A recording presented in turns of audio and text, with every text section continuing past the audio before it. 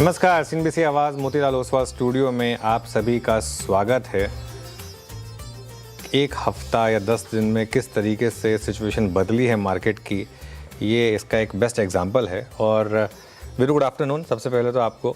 और आज अगर मैं सच कहूँ तो दिवाली वाली फीलिंग अब आ रही है ना। 10 दिन पहले तक लग रहा था कि क्या नीरस दिवाली है, लेकिन अब जो मार्केट जिस तरीके के मूव्स दिखा रहा है, बैंक निफ्टी का एक हफ्ते का चार्ट लेकर आइए ज़रा एक बार और देखिए ज़रा किस तरीके के गेंस आपको देखने को मिले हैं। एक ये देखिए, मतलब दिल को खुश करने वाले गेंस, 2-2.5 हज़ार पॉइंट की रैली बैंक निफ्टी में शानदार रैली।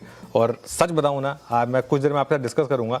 मैं आज जो रिजम देसाई का इंटरव्यू किया है, मतलब मुझे हैरानी नहीं होगी अगर बैंक निफ्टी अगले साल आपको 65 से 70 हज़ार के लेवल भी दिखा दे तो। जी हाँ, अभी तो 58 हज़ार पर है, 65 से 70 हज़ार भी अगर दिख जाए तो आप सरप्राइज मत होइएगा अगले साल। चलिए शो की शुरुआत करते हैं आज की हेडलाइंस के साथ। बाजार का दिवाली सेलिब्रेशन, बैंक शेयर्स और रिलायंस के दम पर बुल्स की पार्टी जारी। लगातार दूसरे दिन बैंक निफ्टी रिकॉर्ड हाई पर, निफ्टी भी बढ़ा 26 हज़ार की तरफ। मिड कैप शेयर्स में भी रैली।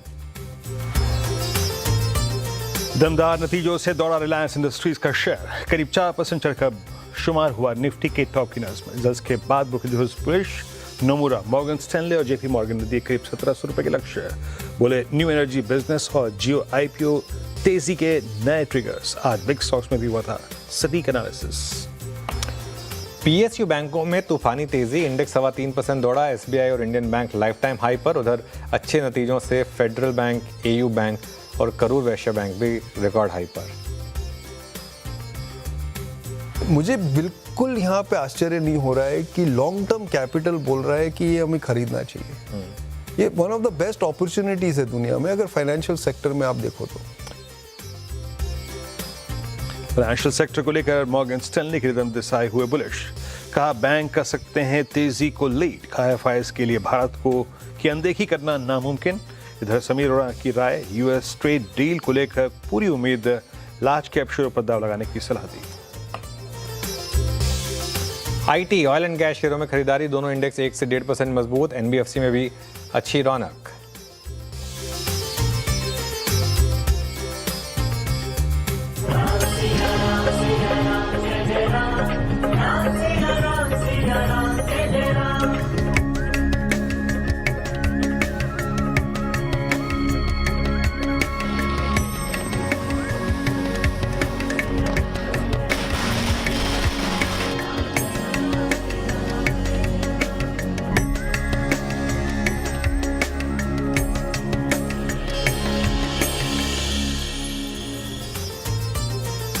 चलिए, दीपावली की एक बार फिर से आप सभी को बहुत बहुत शुभकामनाएं। आई एम श्योर, हालांकि मार्केट बहुत अच्छा है वीरू, हर कोई वेट कर रहा है कि बस 3:30 बजें और घर जाएं और अपनी फैमिली के साथ दिवाली सेलिब्रेट करें। जो एक होना चाहिए था आज, अनफॉर्चुनेटली वो हो नहीं पाया। लेकिन जो भी है, खैर अब आज शाम का समय है, कल सुबह भी मुहूर्त रहेगा कुछ समय तक, तो आपको मौका मिलेगा फैमिली के साथ सेलिब्रेट करने का। और मार्केट तो क्या सेलिब्रेट कर ही रहा है। आज जो हम एक्सपेक्ट कर रहे थे, सुबह सुबह एक प्रॉफिट बुकिंग जरूर आई, लेकिन ओवरऑल बुल्स का ही दबदबा है मार्केट में। बैंकों की री रेटिंग हो रही है वीरू। आज देखिए आप, आज मैं सच बताऊं ना, एक मैसिव मूव है। आप देखिए आज F&O के टॉप 5 गेनर सभी बैंक्स हैं और बड़े स्टॉक्स नहीं है। 9-10% जो रैली कर रहे हैं। आरबीएल बैंक छोटा बैंक नहीं है, फेडरल बैंक छोटा बैंक नहीं है बिल्कुल भी किसी लिहाज से। एयू स्मॉल फाइनेंस बैंक 9% ऊपर है आज की डेट में। IDFC first bank, bank of India, बहुत दिनों के बाद एसबीआई ने फाइनली सितंबर 2024 के बाद अब जाकर अक्टूबर 2025 में ऑल टाइम हाई लगाया। और सोने पे सुहागा, आज captain leading from the front, Reliance industries. Reliance ने आज देखें अगर आप तो क्या शानदार लीड ली और उसने एक मार्केट को भी संभाला। Veeru, let's wait and watch, but काफ़ी शानदार तेजी। बिल्कुल शानदार दिन अनुज, और किसी भी लिहाज से अगर आप देखें शानदार दिन। हाँ, वो एक थोड़ी सी मायूसी थी कि आज आप परिवार के साथ नहीं है सुबह सुबह, लेकिन ठीक है, अब आधा दिन मिलेगा। 3:30 बजे जाके पूजा सामग्री एकत्रित करेंगे, फिर पूजन होगा शाम को। लेकिन अनुज, ये दिन बहुत खूबसूरत है और मैं देख रहा था एक फ्लैश आया कि क्या क्या डे हाई पर है, क्या क्या ऑल टाइम हाई पे है। आप देखिए निफ्टी बैंक्स, सारे mid cap banks, Nifty PSU bank index, भारतीय एयरटेल और रिलायंस का तो था ही कंट्रीब्यूशन।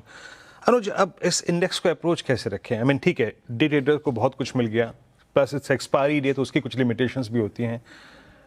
ये जा कहाँ रहा है इंडेक्स, क्या अप्रोच रखें निफ्टी और निफ्टी बैंक पे इस क्लोजिंग के लिए? वीरू, एक चीज़ मैं आपको अभी बोल देता हूँ, मुझे हैरानी नहीं होगी अगर टचवुड आज फिर FIS की मैसिव वाली शॉर्ट कवरिंग हो, बड़ी वाली शॉर्ट कवरिंग, और अगर इस सीरीज़ के ख़त्म होते होते वो FIS जो एक ट्रैप में फंसे हैं वो नेट लॉन्ग हो जाएं, तो मैं सच बता रहा हूँ आपको, बहुत लोगों को लगेगा कि 7.5% लॉन्ग से कहाँ हम 50% से ऊपर लॉन्ग की बात कर रहे हैं। जब शॉर्ट फंसता है ना, वो ऐसे ही फंसता है। शॉर्ट फंसा है इस समय मार्केट में बहुत बुरी तरह से, इस तरीके से फंसा है मार्केट में शॉर्ट कि सच बताऊँ ना, वो ऑल टाइम हाई 26277, वो तो मुझे लग रहा है कि मतलब मुझे हैरानी नहीं होगी अगर इसी सीरीज़ में आ जाए तो, मार्केट में जिस तरीके का मोमेंटम है।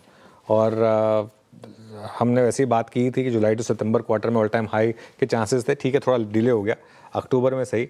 और इस स्विंग में बैंक निफ्टी 60,000 भी हिट कर सकता है। आप देखिए बैंक निफ्टी में कोई रेजिस्टेंस नहीं है, अब ये जितनी भी रेजिस्टेंसेज हैं ये आपकी काल्पनिक है, ये आपके माइंड में। और एक चीज़ देखिए, आप समझिए इस चीज़ को, बड़े बैंक्स दुनिया के आकर हमारे बैंकों में स्टेक ले रहे हैं, तो FII क्यों नहीं लेगा? FII भी लेगा, और वही FII जिन्होंने सारे बैंक्स भेजे थे वो यहाँ पर लॉन्ग करेंगे।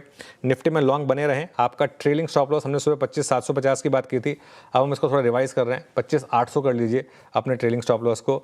अगले टारगेट यहाँ पर 26,000 और 26,200 के हैं।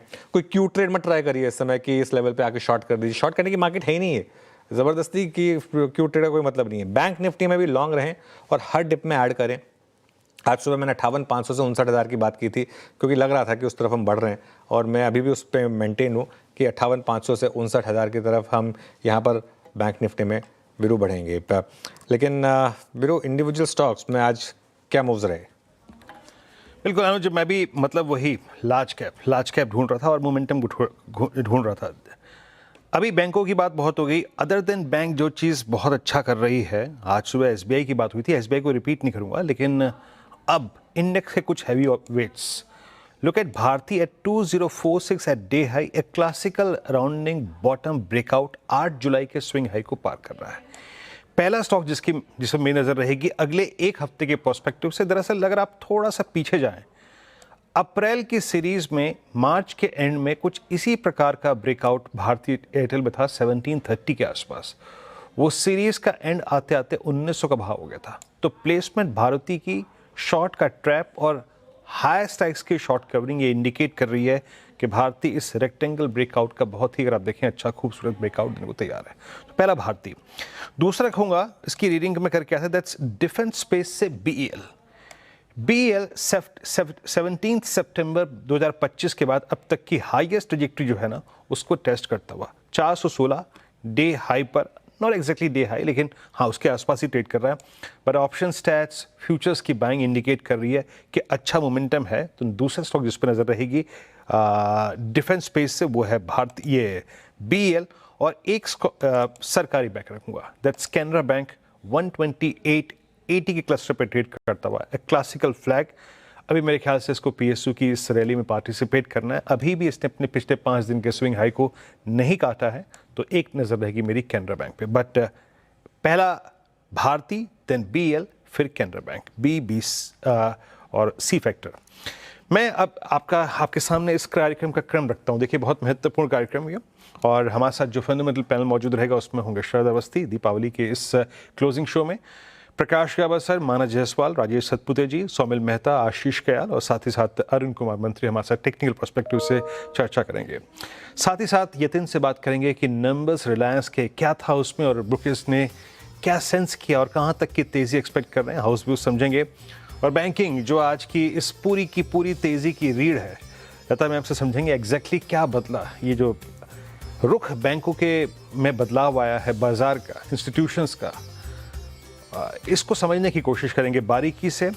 ज़मीनी हकीकत क्या है, उसके बाद टॉप कैश कॉल्स, प्रकाश गावस्कर, राजेश सतपुते जी और सौमिल मेहता, और नंबर्स जो दस्तक देंगे स्ट्रीट का उसमें होंगे एचयूएल कोलगेट, ये नंबर्स को समझेंगे हम मंगलम के साथ, और कंचन से समझेंगे आज का वो फार्मा का टॉप मूवर लॉरस लैब, इसके नंबर्स की एक्सपेक्टेशन क्या है कंचन, और साथ ही साथ मंगलम से। और एक खास चर्चा जो रिदम देसाई के साथ हुई थी उसका एक अंश सुनेंगे, और मैं इनफैक्ट अपनी इस बातचीत में अनुज से समझूंगा भी कि इस बड़े इंटरव्यू की बारीकियां क्या हैं, और उसके बाद धमाकेदार ऑप्शंस, दिवाली पिक्स यतिन से समझेंगे, आशीष बताएंगे दिवाली से दिवाली का सफ़र कैसा रहा, और कंचन से दिवाली का पोल लेंगे, उसके बाद चार का चौका, बिग मार्केट की वॉइसेस की कड़ी, और उसके बाद अनुज से आज की बीटीएस स्ट्रेटजी और बीटीएस डिटेल्स। अनुज, कुछ ट्रेंडिंग स्टॉक्स आज के? बिल्कुल वीरू, चलिए ट्रेंडिंग स्टॉक्स पे आते हैं आज के, और जानते हैं किस तरीके के आज मूवर्स रहे।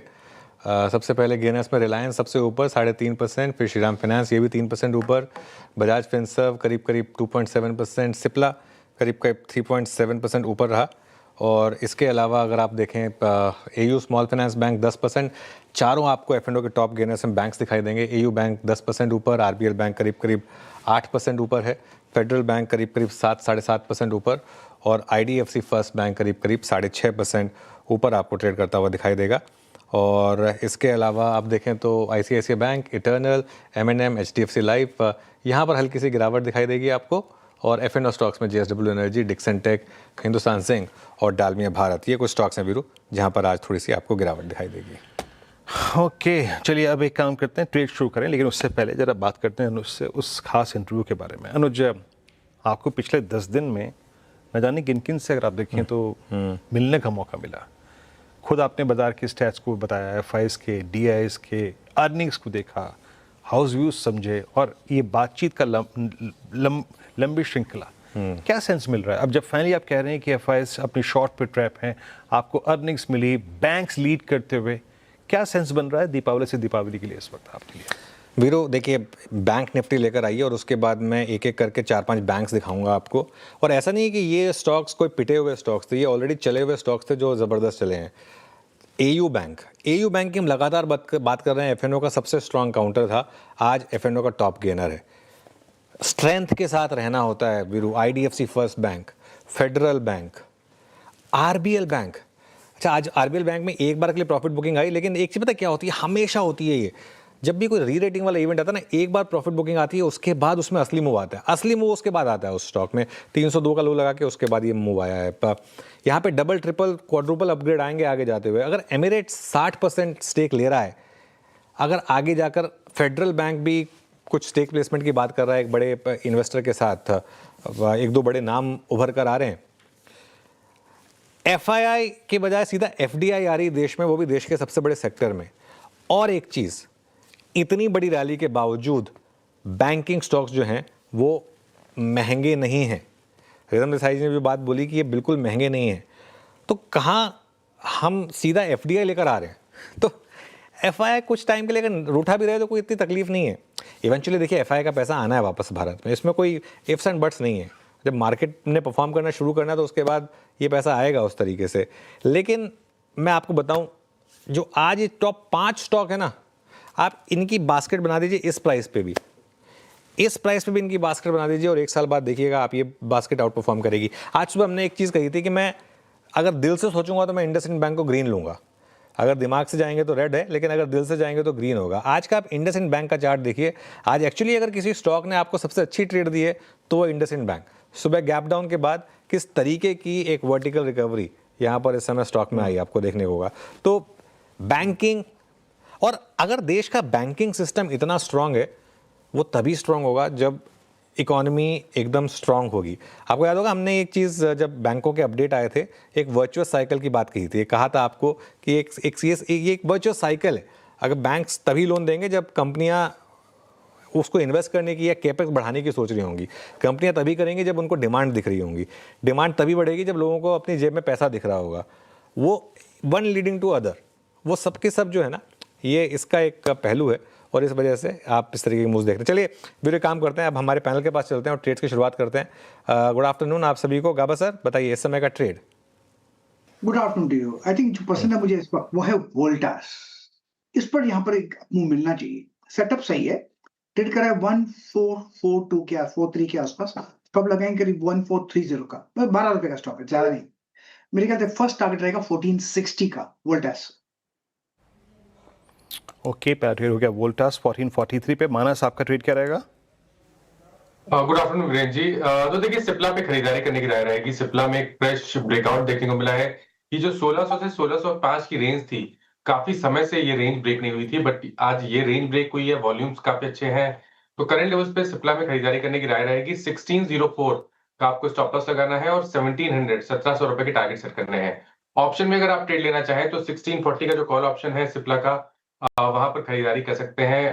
करंट प्राइस चल रहे हैं उसके 20 रुपए के आसपास, वहां पर खरीदारी करिए। 10 रुपए का स्टॉप लॉस लगाइए और 60 रुपए के टारगेट सेट करिए। Okay, Rajesh ji, good afternoon. Rajesh ji, आपकी ट्रेड। वेरी गुड आफ्टरनून अनुज जी, गुड आफ्टरनून एवरीवन। अनुज जी, देखिए, नजर फार्मा सेक्टर पे ही है और मुझे लगता है फार्मा जिस तरह से यहाँ पे आप कह सकते हैं डिफेंसिव प्ले दे रहा है आज, तो वहां पे हम बेट करेंगे, बेट लेंगे। तो सन फार्मा ये मेरा टॉपिक होगा। देखिए, सन फार्मा कल एक ब्रेकआउट दिया है, आज थोड़ा अर्ली सेशन में आप कह सकते हैं कि पॉज था, लेकिन अभी लगता है अर्ली चार्टिंग पर्टिकुलरली देख के कि यहाँ पे मूव कंटिन्यूशन मिल सकता है। फार्मा पे वैसे भी बजेंगे, तो 1693 ये फ्यूचर प्राइस है। 1680 का स्टॉप लॉस रखें और 1720 से लेके 1740 ये दो टारगेट हो गए सन फार्मा। ओके, आपका सन फार्मा ट्रेड। सौमिल, आपका ट्रेड क्या रहेगा? Good afternoon. Good afternoon to everyone and happy Diwali. मेरा ट्रेड होगा क्यूमिंस इंडिया पर, और यहाँ पर एक अप ट्रेंड चल रहा है ऑलरेडी, और अभी 40 और 20 डेली मूविंग एवरेज पे सपोर्ट लेके एक छोटा सा कंसोलिडेशन ऊपर की तरफ टूटा है। मुझे लगता है कि मीडियम टर्म में भी ये ट्रेंड कंटिन्यू रहेगा। In the very short term stop loss होगा 3940, टारगेट होगा 4250। Comments. Arun ji, good afternoon, बताइए आपकी ट्रेड। जी good afternoon sir and happy Diwali to all. Anuj ji, मुझे लग रहा है बीपीसीएल में बाई करने की सलाह है। 339 340 के आसपास चल रहा है, इसमें आरएसआई में पॉजिटिव डाइवर्जेंस देखने को मिल रहा है, तो इस लेवल के आसपास बाई करें। 335 का स्टॉप लॉस रहेगा और 352 का टारगेट। ओके, बीपीसीएल 339 पे आपका बाय कॉल है। अब चलते हैं आज की फंडा कॉल के लिए। शरद अवस्थी जी हैं। शरद जी, गुड आफ्टरनून, दीपावली की शुभकामनाएं आपको हार्दिक। आपकी कॉल क्या रहेगी आज की? गुड आफ्टरनून जी, आप सबको भी दीपावली की हार्दिक शुभकामनाएं। हमें लगता है पेट्रोनेट एलएनजी एक बढ़िया बेट होनी चाहिए। लगभग 42,000 करोड़ के आसपास का मार्केट कैप है, और जिस तरीके की कैपेक्स वो दहेज में कर रहे हैं, गोपालपुर में कर रहे हैं, उसका फायदा होना चाहिए। एक जेट्टी का एक्सपेंशन है, उसका भी फायदा होना चाहिए। थर्ड जेट्टी जो दहेज में कर रहे हैं करीब 1700 करोड़ का, और इसके अलावा कंपनी अपने एडिशनल स्टोरेज टैंक्स की कैपेसिटी भी बढ़ा रहे हैं, तो वो भी एक एडेड एडवांटेज है। तो लॉन्ग टर्म में ये सारी चीजें प्ले आउट करनी चाहिए, जो इनके लिए काफी पॉजिटिव है। जो बड़ा ट्रिगर अगले साल सवा साल में प्ले आउट करना चाहिए हमारे हिसाब से, एलएनजी का साइकिल काफी पॉजिटिव रहना चाहिए। प्राइस प्रेशर्स जो post US Russia Ukraine tensions की वजह से बढ़े थे, वो अब नॉर्मलाइज हो जाएंगे, और प्राइसेस काफी सबड्यूड रहना चाहिए। उसका फायदा आपको दिखना चाहिए ज्यादा वॉल्यूम्स में, और खास करके कोची वाले टर्मिनल का कैपेसिटी यूटिलाइजेशन जैसे रैंप अप होता है, उसका बहुत बड़ा फायदा होना चाहिए। सरकार की भी लॉन्ग टर्म नीतियां काफी स्पष्ट हैं गैस की का टोटल एनर्जी कंजम्पशन में पाई बढ़ाने के लिए। तो हमारा ये मानना है अगले साल कंपनी आसानी से अगले 12 से 15 महीनों में 30 रुपए के आसपास की कमाई डिक्लेयर कर सकती है, और ये साइकिल के इंप्रूवमेंट में आइडियली आपको थोड़ा बहुत मार्जिन इंप्रूवमेंट भी दिखाई देता है। 4% के आसपास की डिविडेंड यील्ड भी है। कंजर्वेटिवली भी चले तो मेरे हिसाब से 13 का मल्टीपल मिलना बहुत मुश्किल नहीं होना चाहिए। तो 390 के शुरुआती लक्ष्य के हिसाब से Petronet LNG. Okay, Petronet LNG ये हो गई एक आपके लिए एक इन्वेस्टमेंट बेट। चलिए अब थोड़ा सा आगे बढ़ते हैं और कुछ और स्टॉक्स की बात करते हैं। सिप्ला करीब करीब 4% ऊपर, मानस ने अभी पिक भी दिया सिप्ला। कुछ और स्टॉक्स हैं जहां पर अच्छे मूव्स इस समय आ रहे हैं, उनमें ऑब्वियसली फेडरल बैंक तो है ही 7% ऊपर। शरद जी, गुड आफ्टरनून, हैप्पी दिवाली मेरी तरफ से भी। फेडरल बैंक पर अब क्या व्यू है? इस लेवल पर भी बाय किया जाए? हैप्पी दिवाली अनुज जी। 1.4 का प्राइस टू बुक मुझे नहीं लगता कि बहुत एक्सपेंसिव है फेडरल बैंक के लिए। काफी समय से शायद प्राइवेट सेक्टर बैंक्स के एट पार मिलने की बात हम कर रहे थे, लेकिन अब जिस तरीके की एसेट क्वालिटी इन्होंने through out post Covid era में भी मेंटेन की है, गोल्ड लोन में जिस तरीके का एक्सपेंशन है, नॉन साउथ बिजनेस में जिस तरीके का एक्सपेंशन है, मुझे लगता है ये टाइम काफी राइप है कि इस बैंक को लगभग 2 के आसपास के प्राइस टू बुक मल्टीपल्स तो मिलने चालू हो ही जाने चाहिए। थोड़ा बहुत कॉन्ट्रैक्शन प्राइवेट बैंक्स के मल्टीपल में भी आया, तो मुझे लगता है वो गैप अब कंपैरेटिवली काफी कम हो जाएगा। तो अगर वो भी होता है तो मेरे हिसाब से 30% की तो नॉर्मल अपसाइड वहीं से आ जानी चाहिए, जो प्राइस टू बुक एस्केलेट होता है। और प्लस इसके बियॉन्ड मुझे लगता है ग्रोथ रेट्स भी काफी रोबस्ट रहने चाहिए अक्रॉस द बोर्ड। जो एडवांसेस की ग्रोथ वगैरह है, आप भी सुबह से बात कर ही रहे, मुझे लगता है वो ग्रोथ रेट्स वगैरह काफी स्ट्रेंथन होनी चाहिए। आने वाले 6 महीनों में और ज्यादा आपको विजिबली उसका असर दिखना चाहिए, जिसका फायदा फेडरल बैंक को भी मिलेगा। तो मुझे लगता है कंजर्वेटिवली भी आप पकड़ते हैं तो मेरे हिसाब से 30% जैसी अपसाइड तो यहाँ से और है। तो अभी भी मेरे हिसाब से बेचने की जल्दी नहीं करनी चाहिए। बेचने की जल्दी नहीं करनी चाहिए अभी भी। चलिए एक छोटा सा ब्रेक ले रहे हैं हम, और उसके बाद लौटेंगे और कुछ और स्टॉक्स की बात करेंगे।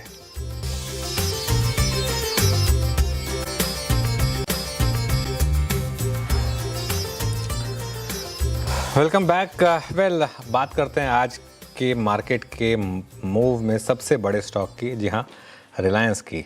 रिलायंस 4% ऊपर आपको ट्रेड करता हुआ दिखाई देगा, अभी भी डे हाई पर, लाइफ टाइम हाई के काफ़ी करीब। अब जानते हैं ब्रोकरेजेस क्या कह रही हैं रिलायंस के नंबर्स के बाद। यतिन के पास चलते हैं। Yatin, good afternoon.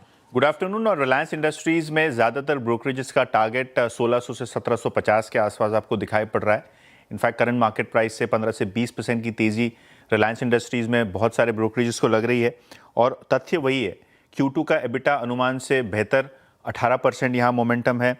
रिटेल का एबिटा 16% हायर, यहाँ भी आपने अच्छा खासा मार्जिन इंप्रूवमेंट देखा। और सबसे बड़ी बात, अब लोगों को लगता है कि आगे आने वाले जियो के आईपीओ में आप टेलीकॉम में एक टैरिफ हाइक भी देख पाएंगे, और शायद ये आईपीओ से जो अनलॉकिंग होगी उससे शेयर होल्डर्स को फायदा होगा। 3 बड़े ट्रिगर्स ब्रोकरेज को लग रहे हैं आगे जाके: न्यू एनर्जी कारोबार का स्केल अप, जियो का टैरिफ हाइक और जियो का आईपीओ। और कहीं ना कहीं ये सेकेंड हाफ में बहुत सारी चीज़ें अनफोल्ड होंगी, जिसके कारण वैल्यूएशंस अब रिलायंस इंडस्ट्रीज़ के आकर्षक लगने लगे हैं ब्रोकरेजेस के हिसाब से। अगर हम बात करें नोमुरा की, तो इनका 1700 का टारगेट है। मॉर्गन स्टैनली का भी वही टारगेट है। और अगर हम बात करें जेपी मॉर्गन, मक्वेरी और कोटक इंस्टीट्यूशनल की, तो यहाँ भी 1600 से लेकर 1700 तक के आपको टारगेट्स दिखाई दे रहे हैं। और सभी ब्रोकरेजेस ने यहाँ खरीदारी की एडवाइस दी है। सभी ब्रोकरेजेस की तरफ से खरीदारी की सलाह आती हुई। यतिन, शुक्रिया। ध्यान रखिएगा, एक स्टैंडर्ड डिस्क्लेमर आपकी स्क्रीन पर फ्लैश करेंगे हम। जिस चैनल को आप देख रहे हैं वो रिलायंस का ही हिस्सा है। शरद जी, रिलायंस शानदार नंबर्स हर पैरामीटर पर, कोई कंप्लेन नहीं, लेकिन अब इस प्राइस पर आपका क्या व्यू होगा 1470 पे आसपास? जी, हमारा भी यही मानना है कि एसओटीपी के हिसाब से आप 1750 1800 तक के टारगेट्स देख सकते हैं। यतिन ने ज्यादातर पॉइंट सम अप कर दिए हैं मेरे हिसाब से, जियो का आईपीओ वगैरह। बट मेरे हिसाब से जो टारगेट प्राइस में एक अपवर्ड रिवीजन और ज्यादा आ सकती है, वो आपके न्यू एनर्जी बिजनेस के कॉन्क्रेटाइजेशन से आएगी। तो अगर उससे डिटेल्ड प्लान्स और आते हैं और उसका इफेक्ट दिखने लगता है, तो लॉन्ग टर्म में मुझे लगता है वो एक बड़ा वैल्यू ड्राइवर हो सकता है। जियो और रिटेल का काफी हिस्सा ऑलरेडी वैल्यूएशन में है, लेकिन रिटेल के नंबर्स ने जिस तरीके से पॉजिटिवली इस क्वार्टर सरप्राइज किया है, अगर वो ट्रेंड चालू रहता है in spite of GST adjustment हो सकता है टॉप लाइन इतनी रोबस्ट नहीं दिखे। बट मेरे हिसाब से पिछले क्वार्टर में तो बहुत ज्यादा फेस्टिव उसका इफेक्ट आपको दिखा नहीं है। इस क्वार्टर वो और ज्यादा दिखना चाहिए। तो मुझे लगता है रिटेल आपको कंटिन्यू करेगा सरप्राइज करना अगले क्वार्टर, इस क्वार्टर भी मोस्ट प्रोबेबली। तो वहां से थोड़ा अपसाइड आ सकता है वैल्यूएशन में। बट बड़ा ट्रिगर मेरे हिसाब से जो रिन्यूएबल एनर्जी वाला स्टैक है वहां से आना चाहिए। रिलायंस पे टेक्निकल सेंस लेते हैं। मानस, मुझे याद है शुक्रवार को आपकी कॉस्ट में शुमार भी था ये, और वो स्टैट्स देख के लग रहा था, मैं सिर्फ कोई स्टैट्स से बात करूंगा कि ये शायद इस रेंज से बहुत स्ट्रांगली इजेक्ट करने को तैयार था। और दूसरी चीज़ गई फेवर में, वो था placement. Nifty close to all time high, Nifty bank all time high, और अभी भी रिलायंस का अपने ऑल टाइम हाई से सब्सटेंशियल डिफरेंशियल था शुक्रवार को। अभी भी अगर ये 1467 के ऊपर सेटल हो जाए या 1460 के ऊपर, ग्रेजुअली आप कहां तक देख रहे हैं इसका मूव इस स्ट्रेच में फॉर दिस एक्सपायरी? तो देखिए, पिछले 3 मंथ से 4 मंथ अगर आप देखें, तो अगर हम ट्रेडिंग पैटर्न देखें, तो हमने उसका ब्रेकआउट देखा फ्राइडे के सेशन में, inverse head and shoulder pattern का ब्रेकआउट देखा। इस पैटर्न के टारगेट 1500 रुपए तक के आते हैं, तो कम से कम 1500 रुपए तक के टारगेट तो आप बिल्कुल एक्सपेक्ट कर सकते हैं। मेरे ख्याल से अगर आपने लॉन्ग पोजीशन बनाई है तो उसको होल्ड करिए। स्टॉप लॉस जरूर रिवाइज कर लीजिए। अब आपका आई थिंक स्टॉप लॉस को रिवाइज करके 1434 पे लगा के रखना है, और टारगेट 1500 के सेट करके चलने हैं। ओके, चलिए अब एक काम करते हैं, बात करते हैं आज बैंकों में इतनी शानदार तेज़ी क्यों है। बैंक निफ्टी नए शिखर लगा चुका है। लता वेंकटेश से बात करते हैं और जानते हैं कि कैसे नैरेटिव बदला है। लता जी, गुड आफ्टरनून, समझाइए। ये तिमाही के बैंक अर्निंग्स का एक इंपॉर्टेंट टेक अवे ये है कि एनालिस्ट के एक्सपेक्टेशंस के मुकाबले मार्जिन्स बहुत ही अच्छा किया है। Let me start with ICICI. Expectation था कि कोई 14 बिप्स मार्जिन्स घट सकता है, एक्चुअली मार्जिन्स घटा 4 बेसिस पॉइंट्स, और वो भी ना अगर आप same to same if you compare like to like, क्योंकि Q1 में उनको एक एक्स्ट्रॉर्डिनरी इनकम आया था जिसकी वजह से उनका मार्जिन इतना घटा नहीं था। If you compare like to like उनका मार्जिन 3 बेसिस पॉइंट्स हायर है। और बाकी के बैंक्स देखिए, Federal, AU small finance, DCB, IOB, IDB, ऐसे ढेर सारे हाफ अ डजन बैंक्स, उनके मार्जिन इंप्रूव हुआ है। It is not easy when there is 100 basis points repo rate cut in 2 quarters, margin improve होना मतलब excellent deposit and asset management है ये। और एचडीएफसी के बारे में हम देखें तो एचडीएफसी में मार्जिन एज एक्सपेक्टेड ही है, 8 बेसिस पॉइंट्स लोअर, लेकिन उनका deposit growth and loan growth देखिए, उन्होंने 1 साल पहले कहा था कि ओके इतना बड़ा 7 लाख करोड़ का एसेट बुक एचडीएफसी का अब्सॉर्ब करना है, इसलिए वो लोन ग्रोथ घटाएंगे और FY26 में इंडस्ट्री लोन ग्रोथ पे लाएंगे, FY27 में इंडस्ट्री से बढ़कर फास्टर लोन ग्रोथ करेंगे। उनका first part of the promise उन्होंने ऑलरेडी कीप अप कर लिया है। The loan growth has come back to 9% from 5-6% in the previous quarters. So that again will mean that HDFC Bank में जो लोग हट गए थे वो लोग वापस आ जाएंगे। इनफैक्ट ये FPI का भी एक स्टोरी है बैंक शेयर्स में। FPIs अंडरवेट चले गए थे even on MSCI EM India index, and there you will see कि वो लोग वापस they have to come back with force. तो ये HDFC बैंक, ICICI बैंक, इसमें सब उन्हें खरीदी करनी ही पड़ेगी। That is another thing which will push them up, and my sense is bank Nifty already is the only index which is at all time highs, fresh all time highs. अभी आगे जाकर bank Nifty will be responsible to take the Nifty to fresh highs, and that is because the bank earnings are going to be better than the Nifty earnings. Nifty earnings का अनुमान क्या है ये साल? 12-13% है। बैंक निफ्टी का second half में you see, bank Nifty नहीं, बैंकों का अबाउट 18-20% अर्निंग्स ग्रोथ का संभावना है, and very clear case. And why am I saying that? First तो मार्जिन्स बढ़ने वाले हैं, क्रेडिट ग्रोथ लास्ट ईयर के मुकाबले, लास्ट ईयर तो इतना टाइट था, now there is enough money supply and GST का कंजम्पशन बूस्ट भी आया है, तो रिटेल लोन्स बढ़ेंगे। So both price and volume is going to work in favour of banks. And then like I told you, the CRR advantage is only going to flow. वो start हुआ था सितंबर में, अक्टूबर quarter में ही उनका CRR advantage fully मिलेगा। Again like I told you, FPIs will have to return to at least an equal weight position, and narrative बदल गया है। 2 इंपॉर्टेंट चीजें बैंकों के बारे में हमें समझ लेना चाहिए। फर्स्ट तो उनका नैरेटिव बदल गया। लास्ट ईयर हम लोग क्या कहते थे कि सारे सेविंग्स तो अभी हम लोग म्यूचुअल फंड के जरिए कर रहे हैं, बैंक्स को तो भागना पड़ेगा डिपॉजिटर के पीछे। वो नैरेटिव अभी बदलकर ऐसे हो गया कि अरे they have managed their balance sheets very well, they are going to see both margins and credit growth improve. तो ये नैरेटिव बदल गया, and the regulator is very proactively helping the banks. Acquisition finance start हो जाएगा, other advantages are coming in the way of the banks. The second narrative is foreign banks का जो interest है, अभी NBD ने RBL में share खरीद लिया है, हिस्सा खरीद लिया है, SMBC ने येस बैंक में इंटरेस्ट दिखाया है। अभी इससे क्या साबित होता है? अभी तक हम लोग समझते थे कि Citibank also sold away its retail assets, StanChart sold off, retail foreign banks are reducing their interest, और यूरोपियन बैंक्स को तो क्रेडिट स्विस के फॉल के बाद दे आर वेरी वीक। तो ये अंदाजा ही नहीं था कि इतने फॉरेन इंटरेस्ट आएगा। अभी आप देखिए, Japanese banks and middle eastern banks are showing interest, private equity showing. I don't know, Federal Bank से भी एक अनाउंसमेंट आने वाला है, they have already said that there is a board meeting. Private equity interest is considerable. So my sense is Bank Nifty is definitely the index which is going to take the Nifty to new highs. बिल्कुल, bank Nifty ही लेके जाएगा new high की तरफ index को। शुक्रिया लता जी इस चर्चा के लिए। शरद जी, सारे स्ट्रॉन्ग बैंक्स की तो बात हो गई, आज एक सरप्राइज पैकेज कुछ लोगों के लिए रहा होगा इंडसइंड बैंक, क्योंकि खराब नंबर पर अब ये स्टॉक डे हाई पर इस समय आपको ट्रेड करता हुआ दिखाई देगा। बहुत लोगों का मानना है कि 700 के नीचे की जगह नहीं है यहाँ पर, लेकिन क्या तेजी के ट्रिगर्स हैं इसमें? जी मुझे लगता है तेजी के ट्रिगर्स अभी तो नहीं है, बट जिस तरीके की बातें मैनेजमेंट कर रही है और फाइनली एक क्लीन मैनेजमेंट की एक्सपेक्टेशन आप कर रहे हैं, तो जैसे जैसे वो प्ले आउट होता है मेरे हिसाब से पिछले 2 टर्म्स में उतना क्लीन अप इस बैंक का हुआ नहीं जितना होना चाहिए था। तो अब जैसे जैसे वो प्ले आउट होता है मुझे लगता है यहाँ से इम्प्रूवमेंट की गुंजाइश काफी है, और जैसा आप भी बोल रहे हैं ₹750 में 0.9 प्राइस टू बुक में मुझे लगता है बहुत ज़्यादा कुछ खोने को नहीं है। ज़्यादातर जो भी प्रॉब्लम्स निकल के आनी थी बैंक में से वो ऑलरेडी हमारे सामने हैं, उनका इम्पैक्ट लगभग एब्ज़ॉर्ब हो चुका है। और मुझे लगता है आने वाले समय में यहाँ से एक बहुत स्ट्रॉन्ग इम्प्रूवमेंट आनी चाहिए, और जैसे-जैसे क्वार्टर दर क्वार्टर हम वो इम्प्रूवमेंट देखते हैं मुझे बहुत आश्चर्य नहीं होगा अगर ये प्राइस टू बुक ऑसिलेट होके 2 टाइम्स हो जाए। और मैनेजमेंट पे कॉन्फिडेंस है लोगों को, जो लोग समझते हैं, तो मुझे लगता है आने वाले समय में एक काफ़ी बढ़िया डार्क हॉर्स जैसा प्ले ये हो सकता है।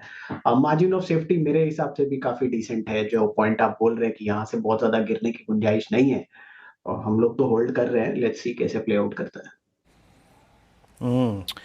इंडसइंड बैंकों को लेकर डेडिकेटेड डिस्कशन। अच्छा अनुज, एक पार्ट जो कि मिसिंग था इस तेजी में, लेकिन जब इस साल की शुरुआत हुई थी, बजट में जब हमें टैक्स कट मिला, एफएमसीजी का चलना फिर सिंक होना, अच्छा मानसून चला फिर सिंक हुआ, इस बार नेस्ले के आपने नंबर्स देखे, एक मिसिंग पार्ट है इस पूरी की पूरी थ्योरी में अब तक की बाजार की, वो है एफएमसीजी।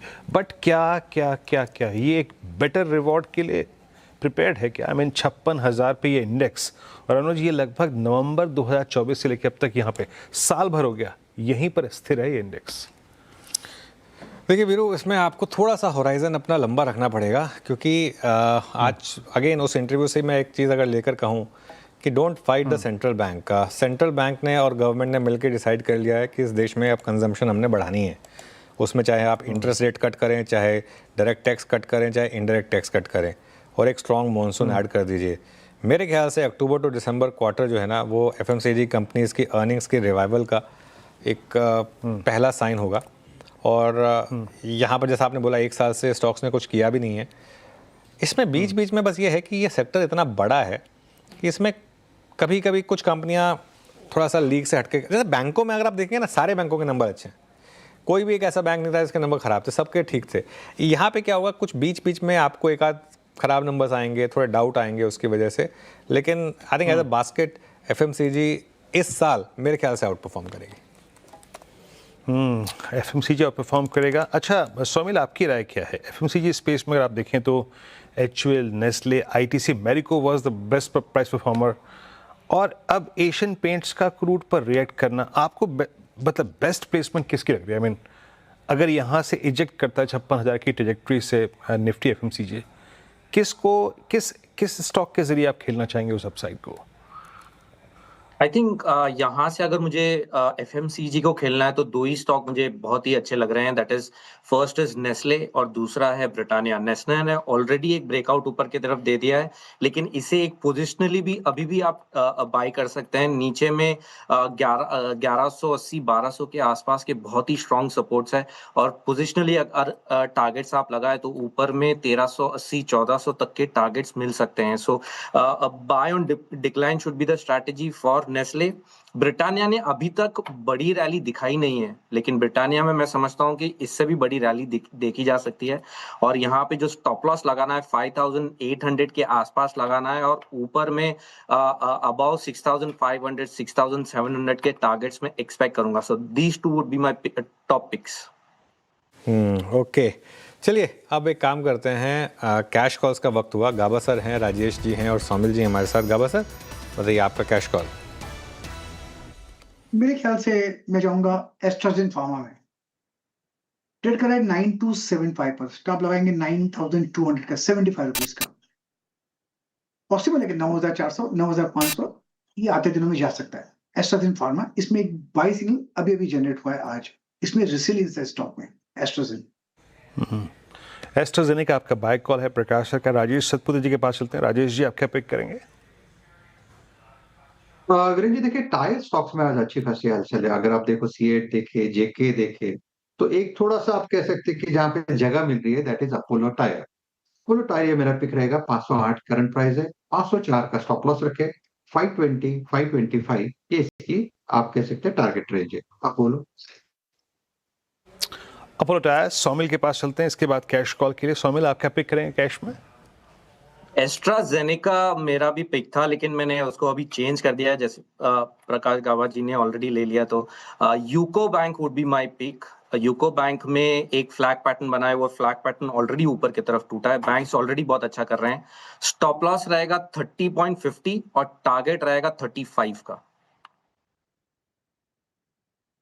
ओके, एस्ट्राजेनेका मैं भी जाके देख रहा था जनाब। एस्ट्राजेनेका में ऐसा है क्या कि दो लोग इस पे अपना समर्पण दिखा रहे हैं। वाकई प्लेसमेंट अच्छी है। I mean no doubt, I think ticket size थोड़ा सा बड़ा है, वाइल्ड है, 9293 रुपये का stock, but it's a classical, I mean inverted flag. बहुत अच्छा पैटर्न है यहाँ पे, वो थ्रस्ट नज़र आ रहा है। हालांकि निफ्टी अभी 25,820 821 की रेंज को मेंटेन कर रहा है। वो मतलब टिपिकल एक्सपायरी डे बन गया। 900 पे कॉल आइटर्स थे, हम थोड़ा बैकफुट पे आ गए, 800 के जोन पे अब टिक गए हैं। अच्छा, एक दो स्टॉक्स और लेते हैं। अब एक बार जो मैं जिक्र कर रहा था भारती एयरटेल का, मानस भारती, आपका मेरा इस पर बहुत डिस्कशन हुआ है। चलिए एक बार भारती का ओआई रखिए, 2045 ऑल टाइम हाई का क्लोज होगा ये इसका। अगर ये 41 के ऊपर क्लोज हो गया तो मानस प्रोजेक्शन क्या बैठता है? अमूमन मैंने देखा है कि जब रिलायंस चलना शुरू करता है या फिर जब भारती चलना शुरू करता है, ये दोनों पैरेलली अलाइंड रहते हैं अपने आप को किसी भी बुल रन में। Look at OI addition 13 lakh towards I think later part of the series. Projection क्या निकलता है मानस 2050 के ऊपर, 2040 के ऊपर इसका? देखिए, क्योंकि स्टॉक ने जुलाई के हाईज को ब्रीच कर दिया है, मेरा समझना है कि यहाँ से कम 70 रुपए तक का अपमूव आपको देखने को मिल सकता है। तो अगर एक टारगेट सेट करने हो तो करीब 2120 2125 के आसपास के आते हैं। तो कम से कम वो टारगेट लेके आप बिल्कुल एक लॉन्ग साइड पे ट्रेड ले सकते हो। और बेहतर रहेगा, क्योंकि 4-5 दिन में रैली आ चुकी है, तो बेहतर रहेगा कि ऑप्शन के थ्रू इस ट्रेड को ले।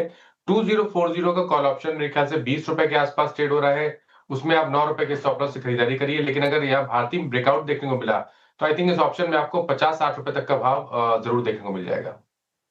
ओके, चलिए अब एक काम करते हैं, धमाकेदार ऑप्शंस का समय हुआ। मानस जी, अरुण जी और आशीष कयाल जी हमारे साथ धमाकेदार ऑप्शंस के लिए। मानस जी, आप शुरुआत करिए। तो देखिए, पीएसयू बैंकिंग भी अभी फिलहाल के लिए ध्यान रखेंगे। बैंक ऑफ बड़ौदा के ऑप्शन में खरीदारी करेंगे। 270 वाले कॉल ऑप्शन में खरीदारी करने की राय रहेगी। 5 रुपए पे ट्रेड हो रहा है, इस पे 3 रुपए का स्टॉप लॉस लगाना है और 10 रुपए के टारगेट सेट करने हैं। ओके, तो यहाँ पे बैंक ऑफ बड़ौदा की कॉल पकड़नी है आपको। स्ट्राइक आपकी स्क्रीन पे 270 की। अरुण, आप क्या पिक कर रहे हैं? जी, मुझे लग रहा है एबी कैपिटल में एक ब्रेकआउट है। ओवरऑल मल्टीपल रेजिस्टेंस स्टॉक ने निकाले और 300 के ऊपर कंटिन्यूस ट्रेड कर रहा है। तो 305 के कॉल ऑप्शन में बाई करने की सलाह रहेगी 5 रुपए के आसपास।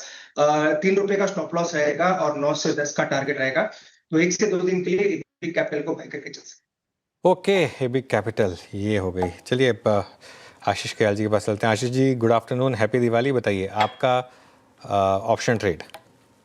आपको भी हैप्पी दिवाली और सभी दर्शकों को और आप सीएनबीसी फैमिली को भी हैप्पी दिवाली।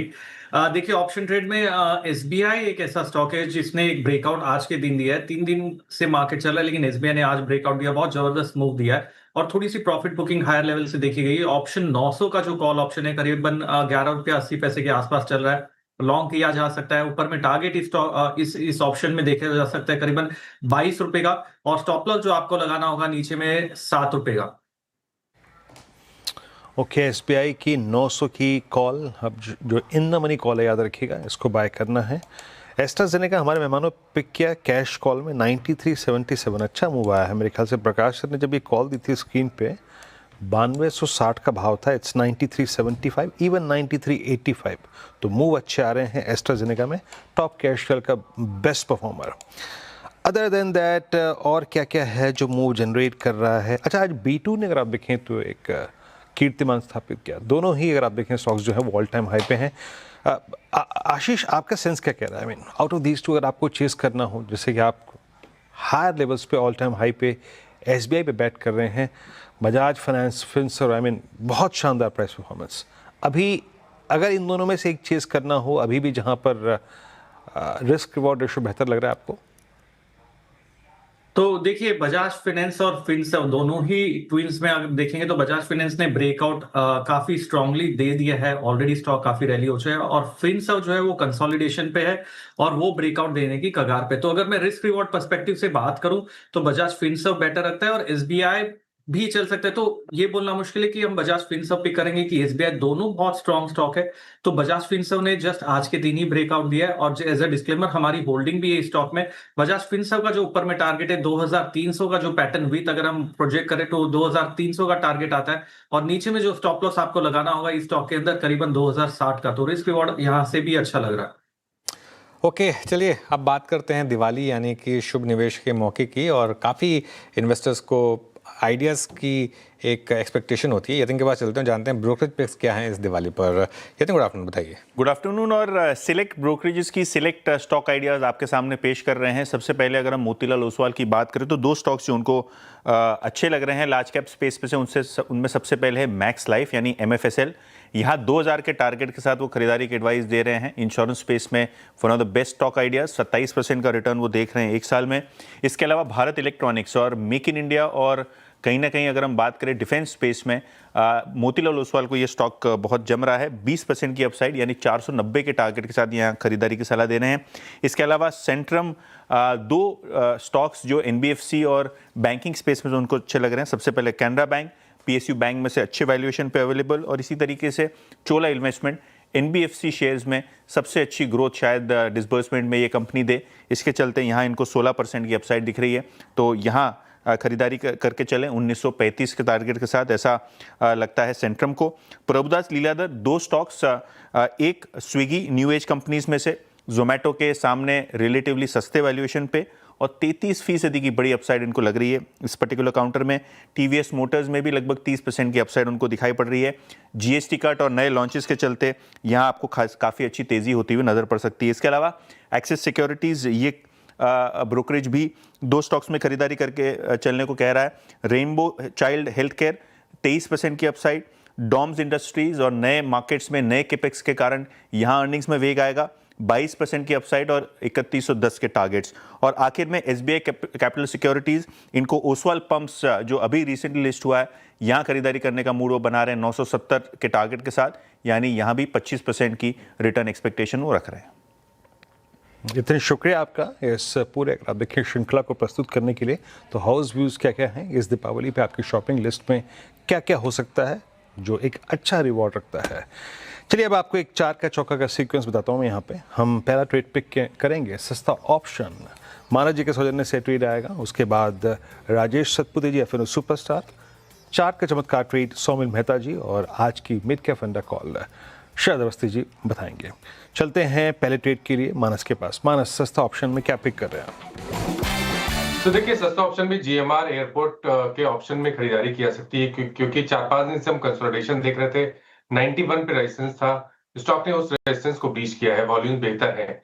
तो आई थिंक GMR के 90 वाले कॉल ऑप्शन में खरीदारी करने की राय रहेगी। ₹2.60 पे ट्रेड हो रहा है, ₹1.90 का स्टॉप लॉस लगाना है और ₹4 के टारगेट सेट करना है। ओके, GMR का 90 कॉल। राजेश जी बताइए आपका FNO सुपरस्टार। अनुज देखिए थोड़ा सा कॉन्ट्रा ट्रेड में यहाँ पे ले रहा हूँ, दैट इज IEX का अगर आप चार्ट देखें तो यहाँ पे मुझे लगता है कि एक पॉजिटिव डाइवर्जेंस है, और इस डाइवर्जेंस का अगर आप प्रोजेक्शन देखें तो इसका टारगेट बनता है करीबन 144-145 का। तो 144 टारगेट लेके काम करेंगे। 138 करंट प्राइस है, बाय IEX, स्टॉप लॉस होगा 136.50 का। ओके, IEX पे बाय कॉल। सौमिल, आपका 4 का चमत्कार ट्रेड? मेरा ट्रेड होगा मनप्पुरम फाइनेंस पे। एक ट्रायंगल पैटर्न बन रहा है, कुछ समय से ये कंसोलिडेट कर रहा है, लास्ट प्रॉब्ली 1 महीने से ये कंसोलिडेट हो रहा है। मुझे लगता है ये पूरा कंसोलिडेशन ऊपर की तरफ टूटेगा। Target would be 305 and stop loss would be 280। Okay, Sharad ji आपका मिड कैप फंडा पिक? जी, हमारा मिड कैप फंडा होगा पार्क होटल। लगभग 3100-3200 करोड़ के आसपास की मार्केट कैप है। होटल 90-92% ऑक्यूपेंसी जो इंडस्ट्री में बेस्ट है। साइज थोड़ा छोटा है, काफी छोटा है कंपेयर टू बड़ी कंपनीज, लेकिन जिस तरीके की कंपनी की नीति है अगले 2-3 सालों में लगातार कैपेक्स करके लगभग नंबर ऑफ कीज को डबल करने की, और प्लस स्प्रेड आउट है ऑल ओवर इंडिया। कैपेक्स है पुणे, NCR, साउथ तो ये सब जैसे जैसे प्ले आउट करता है अगले साल 1.5 साल में, हमें लगता है ये एक ऐसा स्टॉक है होटल सेक्टर में जिसमें काफी री-रेटिंग संभव है। वैल्यूएशंस काफी अट्रैक्टिव है, 15 टाइम ईवी/EBITDA, और कोई भी स्टॉक आपको मिनिमम जो भी अवेलेबल है वो 20-22 टाइम्स ईवी/EBITDA अवेलेबल है। तो मुझे लगता है ये काफी अट्रैक्टिवली वैल्यूड है। अगले साल भर में आप ये उम्मीद कर सकते हैं कि 1 साल फॉरवर्ड पे लगभग 12-13 टाइम ईवी/EBITDA ट्रेड कर रहा है, और हमें लगता है 1 साल फॉरवर्ड भी 15 से 20 टाइम ईवी/EBITDA मिलना बहुत मुश्किल नहीं होना चाहिए, जैसे-जैसे ये कैपेक्स प्ले आउट करता है, और मार्जिन्स पे भी इम्प्रूवमेंट विजिबल होनी चाहिए। F&B में स्ट्रॉन्ग मार्जिन्स हैं कि लगभग आधा 50% शेयर वहाँ से आता है। लीज्ड होटल्स और ओन होटल्स का मिक्स लगभग सेम रहेगा पोस्ट कैपेक्स भी। तो हमारा मानना है कि 15 टाइम अगर ईवी/EBITDA मिलता है तो यहाँ से 40% जैसी अपसाइड आसानी से होनी चाहिए, 40-50% जैसी। तो ₹200 के शुरुआती लक्ष्य के हिसाब से पार्क होटल्स। ओके, ₹200 का टारगेट आपका पार्क होटल्स पे है। हमने 4 ट्रेड्स पिक किए, शुरुआत की थी सस्ता ऑप्शन ट्रेड से। माना जैन से पहला ट्रेड पिक किया था, और ट्रेड रहा वो GMR एयरपोर्ट्स की कॉल 90 की स्ट्राइक 2.65 पे ट्रेड करती हुई 3.5 और 5 का लक्ष्य रखना है आपको। राजेश सतपुत्र जी ने आज का F&O सुपरस्टार पिक किया IEX फ्यूचर्स 144 के लक्ष्य के लिए। चार्ट का चमत्कार ट्रेड रहा सौमिल मेहता जी ने पिक किया आज ये, और ट्रेड रहा उनका मन्नापुरम फाइनेंस, और शरद अवस्थी जी ने आज पार्क होटल्स को पिक किया मिड कैप फंडा के तौर पे। निफ्टी 25827 और अच्छा मूव लेके ट्रेड करता हुआ ये। अनुज, मतलब हम 25-800 की ट्रेजेक्ट्री को भी अपने साथ अगर ले जाएं मुहूर्त के दिन की ट्रेडिंग के लिए, या फिर मैं सिर्फ मुहूर्त के दिन की ट्रेडिंग की नहीं, अपने आगे के स्ट्रक्चर की भी बात कहूँ, it's a decent close, it will be a decent close, है ना? हाँ, पता है मेरी ख्वाहिश ये थी कि ये 25,900 के ऊपर बंद हो जाते हैं हम, 25,900 के ऊपर बंद हो जाते, और फिर कल एक बार के लिए मुहूर्त में बस 26,000 हिट हो जाता है। क्योंकि देखिए मुहूर्त में आपको पता ही है कि हम गैप अप पे खुलते हैं और उसके बाद फ्लैट बंद होते हैं, ये उसूल है मुहूर्त ट्रेडिंग का। तो उस हिसाब से तो एक होप थी, खैर अब तो नहीं होगा वो, लेकिन फिर भी हो जाता तो ज़्यादा अच्छा रहता। लेकिन हाँ, अगर 25,800 को भी सिक्योर करके लेके जा रहे हैं तो वो ठीक है। हाँ, बस 25,750-800 के नीचे नहीं जाना चाहिए। 900 के ऊपर निकल जाए सोने पे सुहागा। वैसे लेट्स वेट एंड वॉच। चलो एक काम करते हैं वीरू, बाकी तो खैर जिसे कहते हैं कि उम्मीदों की तो कोई वो है नहीं, जितनी मर्जी आप पाल लें, मतलब वो हमेशा कम ही पड़ती हैं। तो 25,900 फिर 26,000 फिर 26,200 का ही मन करेगा। फिर उसके बाद कहीं ना कहीं सीक्रेटली मेरे मन में वो जो 27,272 है वो भी बैठा हुआ है कि वो भी आए कभी, तो थोड़ा सा एक रिलीफ मिले।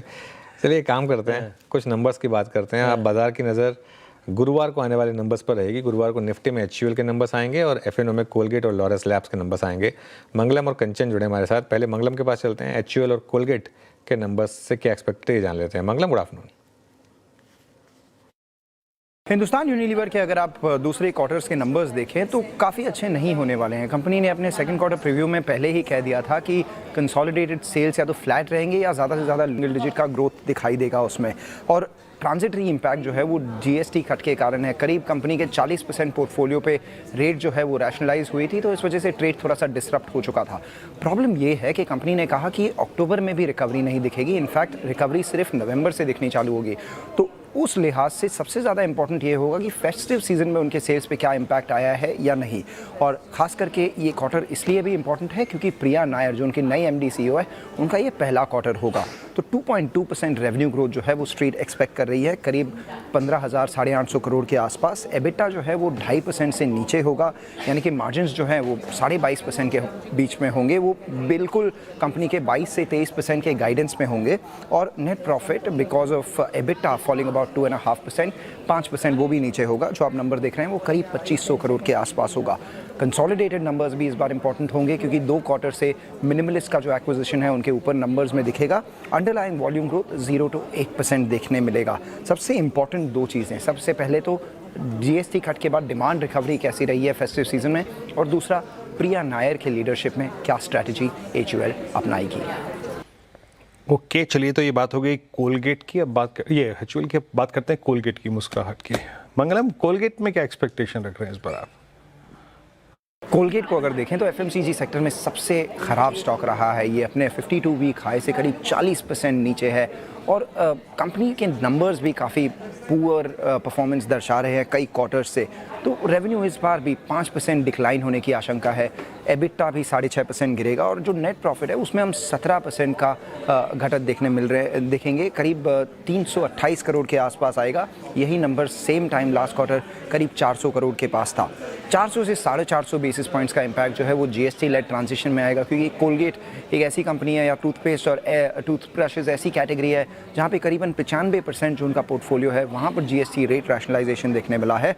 सबसे इम्पॉर्टेंट चीज़ डिमांड के अलावा हमें ये देखने मिलेगा कि जो उन्होंने काफ़ी सारा जीएसटी इनपुट पर टैक्स दे दिया है वो क्रेडिट अब ऑफसेट नहीं होगा, तो उसका इम्पैक्ट इस क्वार्टर में कितना होगा और ट्रेड का इम्पैक्ट कितना होगा वो ज़्यादा ज़रूरी होगा। और आगे जाके उनका जो ओवरऑल ग्रोथ है वो कैसा होगा वो भी इक्वली इम्पॉर्टेंट होगा। बट कोलगेट ज़्यादा एक्सपेक्टेशंस नहीं है स्ट्रीट की, ज़्यादा एक्सपेक्टेशन नहीं है कोलगेट से। स्टॉक भी 52 वीक लो के आसपास ही है।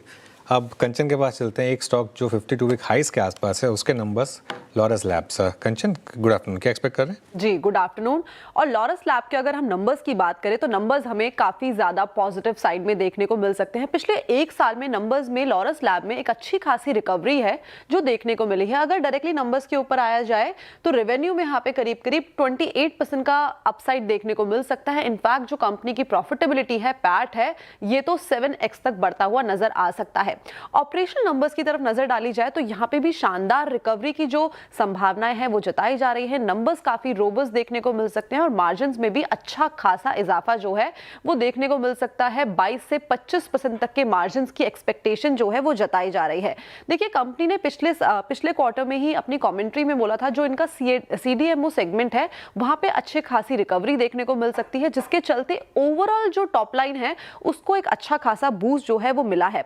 एपीआई सेल्स की बात करी जाए तो 7% का अपसाइड यहाँ पे देखने को मिल सकता है। लास्ट क्वार्टर में हमने देखा था जो उनका एंटी रेट्रोवायरल सेगमेंट है वहां पे एक स्लगिश डिमांड थी, लेकिन वहां पे भी अब एक रिवाइवल आता हुआ दिखाई दे रहा है। 10% की ग्रोथ वहां पे देखने को मिल सकती है। लेकिन एक सेगमेंट ऐसा है सिंथेसिस सेगमेंट जो जहां पे हमें डिक्लाइन देखने को मिल सकता है करीब 5% का। आपको फोकस कहां पे रखना होगा? जो इनकी नई फैसिलिटी है उसके ऊपर कंपनी का किस तरीके का अपडेट आता है, क्योंकि वहां पे अपने अभी रिसेंटली कंपनी ने कैपेसिटी एक्सपेंशन को लेके बातचीत की है और साथ में जिस तरीके से हम देख रहे हैं टेरिफ को लेके काफी ज्यादा अनसर्टेनिटी बनी हुई है, तो कंपनी आगे को लेके किस तरीके का आउटलुक देती है। और जो रीसेंट अनाउंसमेंट इनकी हुई थी सीडीएमओ सेगमेंट में वहां पे किस तरीके का अपडेट आता है। लेकिन ओवरऑल नंबर्स पॉजिटिव है। ओके, ओवरऑल नंबर्स पॉजिटिव हैं, शुक्रिया कंचन। मीनवाइल एक बार आप जरा एचडीएफसी बैंक का इंटरडे चार्ट लेकर आइए। सुबह आईसीआईसी बैंक थोड़ा सा डिसअपॉइंटिंग रहा, लेकिन एचडीएफसी बैंक संभाल रहा था बैंक निफ्टी को। लेकिन अब देखिए अभी जो मार्केट डे हाई से नीचे आया है इसका मेन कारण है एचडीएफसी बैंक का ये इस तरीके का इंटरडे मूव। हालांकि जस्ट सम प्रॉफिट बुकिंग हो सकती है, यहाँ पर काफ़ी चला है स्टॉक, लेकिन उस वजह से थोड़ा सा एक आपको मूव दिखाई देगा यहाँ पर। दूसरी तरफ आईटी में शानदार तेज़ी है, आज आईटी स्टॉक्स चल रहे हैं अच्छे खासे। एक बार इन्फोसिस लेकर आइए, इंटरडे चार्ट इन्फोसिस का। शरद जी, इन्फोसिस पर क्या भी होगा? मेरा व्यू तो पॉजिटिव है। मुझे लगता है 20 एक टाइम पे आपको मिल रहे हैं ज्यादातर जो फ्रंटलाइन आईटी स्टॉक्स हैं, बहुत ज्यादा गिरावट की यहाँ से गुंजाइश नहीं है। और जैसे जैसे यूएस वगैरह का जो आउटलुक है वो चेंज होता है, प्लस टैरिफ रिलेटेड जो एक ओवरहैंग है वो मोस्ट प्रोबेबली महीने 2 महीने में खत्म होना चाहिए। तो वो जैसे जैसे प्ले आउट होता है मेरे हिसाब से काफी पॉजिटिव डेवलपमेंट रहनी चाहिए। और यूएस की टोन जैसे जैसे थोड़ी सी डाउन होती है, हमें लगता है यूएस का आउटलुक भी काफी इंप्रूव हो जाएगा। और जैसे जैसे वहां बीएफएसआई का आउटलुक इंप्रूव होता है, ऑलरेडी हमने देख लिया है कि ऑर्डर बुक जो ऑपरेशन जो लगातार डील विंस बड़ी हो रही थी उसका फायदा हो रहा था। तो आने वाले समय में मैं और इम्प्रूवमेंट्स की गुंजाइश कर रहा हूँ। तो मुझे लगता है ये वैल्यूएशन में लेके आप एक अप साइकिल का वेट कर सकते हैं। अगले 3, 6, 9 महीनों में मुझे लगता है ज्यादातर अर्निंग्स के साइकिल में अपवर्ड रिवीजन ही देखने मिलेगा आईटी कंपनीज के।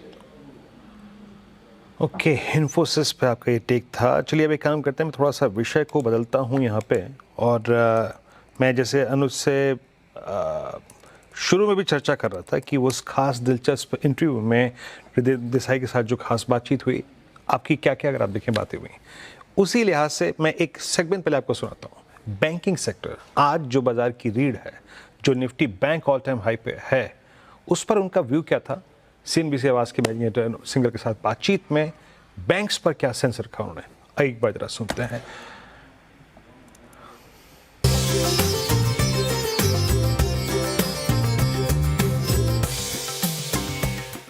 आपकी मैं सितंबर एंड की रिपोर्ट पढ़ रहा था कि risk to the upside catalyst ahead earnings में आपने ऑलरेडी इसको मेंशन किया। इसका सबसे बड़ा एग्जांपल रहा बैंक्स। अगर आप देखें तो बैंकों में जो तेज़ी हुई, और बैंकों में तो पिछली आरबीआई की पॉलिसी उसमें क्लियर हो गया था कि जो उससे पहले सरकार जो सेंट्रल बैंक का व्यू था उसको वो चेंज करने को तैयार थे कि पहले उन्होंने कहा था कि एक ही रेट कट होगा, अब वो बोल रहे हैं कि हम ग्रोथ पर फोकस करेंगे क्योंकि अब इन्फ्लेशन हमारे कंट्रोल में है। क्या बैंक्स यहाँ से भी मार्केट को लीड करेंगे, क्योंकि सबसे बड़ा पिलर मार्केट के लिए, हमारी मार्केट के लिए बैंक्स ही हैं? बिल्कुल अनुज, बैंक्स ही लीड करेंगे क्योंकि बैंक्स के स्टॉक्स अभी भी सस्ते हैं और काफ़ी अर्निंग्स ग्रोथ आने वाला है। जो पिछला क्वार्टर था वो तो एक्चुअली ख़राब क्वार्टर होना चाहिए था, उस खराब क्वार्टर में भी बैंक्स ने अच्छी अर्निंग्स दिए हैं। सो जो क्रेडिट कॉस्ट जो है वो सीमित है और मुझे नहीं लग रहा है कुछ ज़्यादा क्रेडिट कॉस्ट बढ़ने वाले हैं, और नेट इंटरेस्ट मार्जिन ये स्टेबल हो सकता है। हमारा ये मानना है कि आरबीआई एक और या दो और रेट कट कर सकती है। अगर वो किया तो एक आपको ट्रेडिंग अपॉर्चुनिटी बैंक्स में ज़रूर मिलेगी, लेकिन मुझे लगता है जो निम्स में जो नीचे जा सकते थे वो सब हो गया है, और मैंने जैसे समझाया यहाँ से लोन ग्रोथ बढ़ने वाली है। तो ऑपरेटिंग लेवरेज होता है और थोड़ा सा लोन ग्रोथ 10 का 12 होता है तो अर्निंग्स 10 का 12 वो 2% से नहीं बढ़ते, वो 10% से बढ़ते हैं, क्योंकि ऑपरेटिंग लेवरेज आ जाता है, क्योंकि आपके जो खर्चे हैं वो तो सीमित है, वो लोन ग्रोथ के साथ बढ़ते नहीं है, तो काफ़ी ऑपरेटिंग लेवरेज है। सो मेरा ये मानना है कि अगले 12 महीने में बैंक्स की अर्निंग्स बहुत ठीक ठाक रहेगी पिछले 12 महीने की तुलना में, और शेयर अभी भी सस्ते हैं। ये जो आपने बात कही, अब अगर डबल डिजिट लोन ग्रोथ आएगी बड़े बैंकों की, तो कंपनियां तभी लोन लेंगी जब वो केपेक्स करेंगी या फिर उनको वो कंजम्पशन में वो रिवाइवल दिख रहा होगा, क्योंकि हमारे लिए कंजम्पशन एक थोड़ा सा एक प्रॉब्लम रही है। क्या जीएसटी कट, उससे पहले इनकम टैक्स कट, जो 3 लाख का स्टिमुलस, 3 लाख करोड़ का एक स्टिमुलस प्रोवाइड किया गया है, क्या उसकी वजह से कंजम्पशन, ऑटोज, एफएमसीजी, रिटेल, इनमें आप एक अर्निंग्स एक्सप्लोजन देखते हैं आगे जाते हुए? अनुज, एक्चुअली स्टिमुलस 3 लाख करोड़ से ज़्यादा है। 3 लाख करोड़ तो सरकार ने दिया है, आरबीआई ने 100 बेसिस पॉइंट इंटरेस्ट रेट में ऑलमोस्ट 10% वहाँ दे दिया है। कोई भी गाड़ी खरीदता है 80% गाड़ी लोन पे आती है, रियल एस्टेट लोन पे आता है, तो उनके भाव आरबीआई के रेट काटने से 10% गिरे हुए हैं, ऊपर से आपने जीएसटी 10% काटा है। 20% अगर आप भाव काटते हो तो एक कंप्लीटली नया जो कंजम्पशन सेक्शन है इस सोसाइटी का वो आ जाता है, तो कंजम्पशन में तेजी होगी। और ये जो आप लोन ग्रोथ की जो सवाल था आपका, वो कंजम्पशन से होगा, और जैसे कंजम्पशन बढ़ेगा फिर आपको कैपेक्स आएगा। कॉर्पोरेट लोन ग्रोथ पीछे से आएगा, पहले रिटेल लोन ग्रोथ जाएगा ऊपर। और मैं आपको एक आंकड़ा देता हूँ, 2 साल पहले कंज्यूमर अनसिक्योर्ड क्रेडिट 30% के ऊपर चल रहा था, वहाँ से गिर के 7 पे आ गया है। अगले 12 महीने में वो 15 हो गया तो मुझे बिल्कुल आश्चर्य नहीं होगा। वहाँ से आपको फिर वो कैपेक्स दिखेगा। वैसे ही बहुत सारे सब सेक्टर्स में कैपेक्स तो हो चुका है और हो रहा है, जैसे सेमीकंडक्टर में, डिफेंस में, सोलर में, काफ़ी हद तक वहाँ कैपेक्स बढ़ रहा है। आप एप्पल सप्लाई चेन देखिए, सो ये सब कैपेक्स हो रहा है और जनरल कैपेक्स आएगा। सो ग्रोथ में मुझे लग रहा है अभी भी रिस्क टू द अपसाइड ही है, और ये रियल ग्रोथ की मैं बात नहीं कर रहा हूँ, क्योंकि लोग अगर रियल ग्रोथ तो 7.5% है, नॉमिनल ग्रोथ, इस रिफ्लेशन का यही अर्थ होता है कि नॉमिनल ग्रोथ बढ़ेगा, और अर्निंग्स नॉमिनल ग्रोथ पे आधार है, रियल ग्रोथ पे नहीं है। सो नॉमिनल ग्रोथ जो पिछले क्वार्टर में 8.8% था, वो बढ़ के मुझे लग रहा है 11 के आसपास आ जाएगा अगले 12 महीने में। और वो नॉमिनल ग्रोथ जब 9 से 11 होता है तो अर्निंग्स 5 का 20 होता है। अच्छा, आपने बैंक्स की तेजी की बात की, आप आई एम श्योर, मैं ये स्टॉक स्पेसिफिक सवाल नहीं है, लेकिन बड़ी डील हुई आरबीएल बैंक में, एमिरेट्स 60% स्टेक की बात हुई। उससे पहले हमने मनापुरम में बेन का एक मूव देखा था, उन्होंने एक काफ़ी बड़ा कंट्रोलिंग स्टेक लिया था। ये जो बाहर से पैसा इन कंपनियों में आ रहा है, बैंक्स और एनबीएफसीज में आ रहा है, ये क्या बता रहा है आपको? अब आप पीछे हट के देखेंगे तो भारत में का जो टोटल कर्जा है हाउस होल्ड सेक्टर और कॉर्पोरेट में मिला, पूरे भारत का, हाँ, 75% है जीडीपी के तुलना में। ओके। और इसको हम अगर पर कैपिटा इनकम से भी एडजस्ट करें तो भी ये दुनिया के मुकाबले में बहुत कम है। तो यहाँ से ये बढ़ने वाला है, ये अगले 5 साल 10 साल में 100% के आसपास हो जाएगा। अब आपका नॉमिनल जीडीपी 10-11% ग्रो हो रहा है, क्रेडिट शेयर इन जीडीपी बढ़ रही है, तो आपका क्रेडिट ग्रोथ 12-13% हो सकता है। और उस पर आप अर्निंग्स ग्रोथ अगर 15% कर लो तो मिलना मुश्किल है आपको फाइनेंशियल सेक्टर में दुनिया भर में जहां 15% कंपाउंडिंग होए 5-10 साल के लिए। सो मुझे बिल्कुल यहाँ पे आश्चर्य नहीं हो रहा है कि लॉन्ग टर्म कैपिटल बोल रहा है कि ये हमें खरीदना चाहिए। ये one of the best opportunities है दुनिया में अगर फाइनेंशियल सेक्टर में आप देखो तो। फाइनेंशियल सेक्टर अभी भी निफ्टी का 1/3 से ज़्यादा है एक्चुअली। तो क्या इस साल पॉसिबल है कि हम निफ्टी पर एक 30,000 तक की एक चाल देख लें, क्योंकि पिछले 1 साल कुछ नहीं किया है। जैसे अनुज मैंने पहले बताया ना कि दुनिया में बहुत सारा है जो गलत हो सकता है। तो निफ्टी का तो निफ्टी का एब्सोल्यूट लेवल जो है ना वो कुछ हद तक पूरा नहीं, कुछ हद तक बाकी बाजारों पे निर्भर है। अगर यहाँ से SPX गिर गया 10% तो निफ्टी को बढ़ना मुश्किल है। हो सकता है, मैं नहीं जानता हूँ अगर होगा कि नहीं होगा, लेकिन उस एब्सोल्यूट लेवल का यही एक मामला है कि बाकी बाजार क्या करते हैं। लेकिन मुझे लगता है इंडिया यहाँ से, भारत का मार्केट दूसरे देशों को आउट परफॉर्म करेगा। और अगर दूसरे मार्केट में कुछ गड़बड़ नहीं हुई तो यहाँ से 15-20% निफ्टी तो बढ़ सकता है। 15-20% निफ्टी बढ़ सकता है अगले साल में।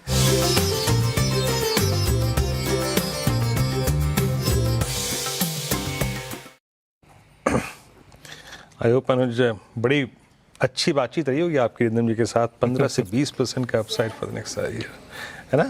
मैं आता हूँ उस पर बात करता हूँ। एक काम करते हैं, मैं जरा पहले आपकी रणनीति लेता हूँ, फिर इंटरव्यू पे आते हैं। जो लोग सुनते हैं ना रणनीति क्या करें अनुज, इसके बाद हम मुलाकात करेंगे मोरत ट्रेडिंग सेशन में। रणनीति कैरी करिए वीरू, कैरी करिए, निफ्टी बैंक निफ्टी दोनों कैरी करिए और पोजिशनल सोचिए। अब आपको एक स्टॉप लॉस रखना होगा सिस्टम में 25,750 25,800 के करीब का। और मुझे लग रहा है कि अब ये मार्केट जो है ना ये न्यू हाई से पहले शायद ना रुके। और अब ये मार्केट स्मेल कर रहा है कि FIIs की और बड़ी शॉर्ट कवरिंग होगी और FIIs यहाँ से बड़ी खरीदारी करने के लिए आए शायद कैश मार्केट में भी। तो बिल्कुल वीरू कैरी करना है। ओके, कैरी करना है। चलिए अब लौट के आते हैं उसी इशू पे। है जब भी रिदम के साथ बात करूँ, अच्छी बात यह है कि आपको एक मल्टी डायमेंशनल बात सुनने को मिलती है ना।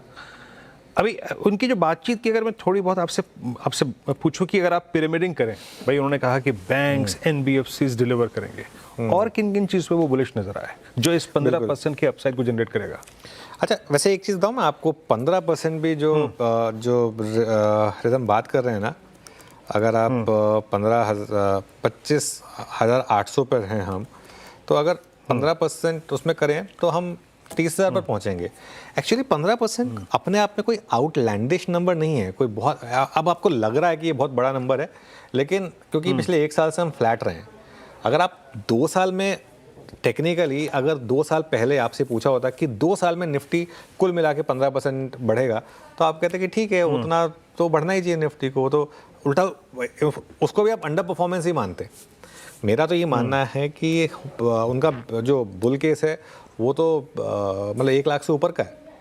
तो फैक्टर्स में आई थिंक एक बड़ा फैक्टर जो यहाँ से मुझे लग रहा है कि होगा वो होगा कंजम्पशन का रिवाइवल।